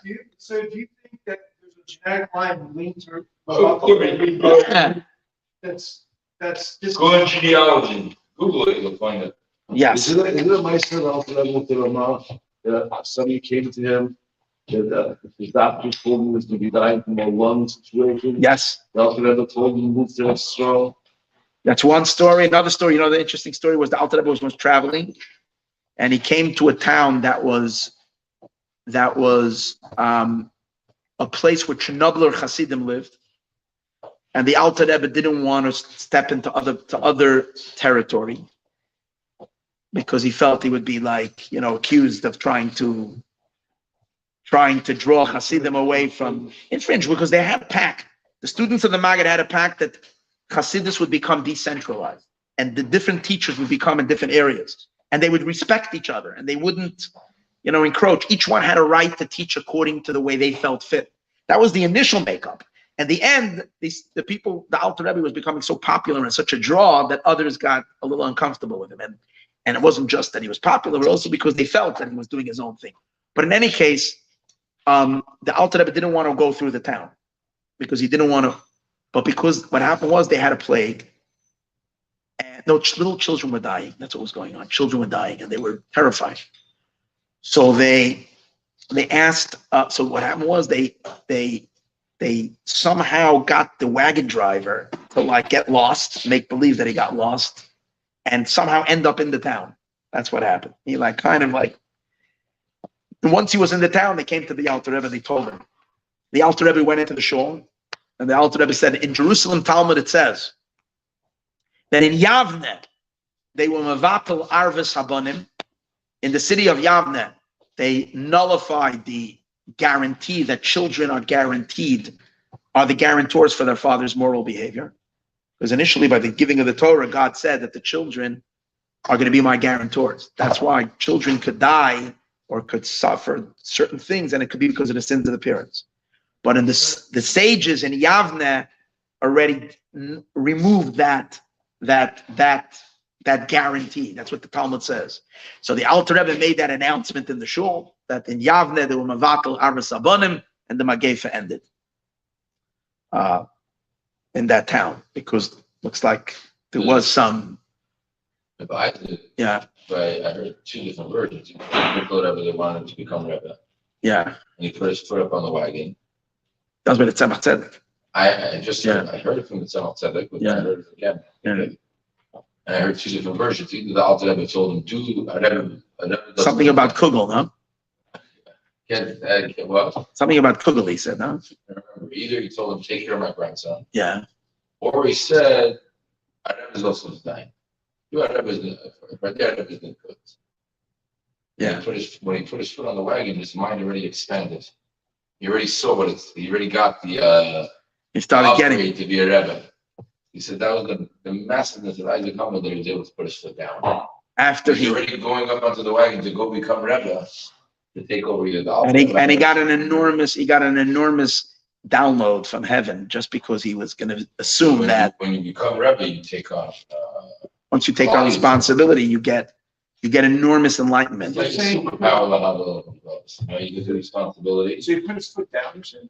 And then he They came to pick him up. People came to invite him to become a Rebbe, leader. to become the leader. And he put his foot down. Then he remembered that the Alter Rebbe told him. And he said, but as soon as he put his foot down on the wagon, he felt that his mind had such expansion at that moment. But then he remembered that the Rebbe had told him that you shouldn't be a Rebbe. It's not for you. So he told him, I heard it from Mendy, my brother. Yeah. But when Jesse says it in the heritage, yeah. he says it by the mitzvah. Uh-huh. Because Isaac pushed from the Tzemach Tzedek. Uh-huh. That could be. He said that was the Maayon. There was even after the download, to give that up. Once you get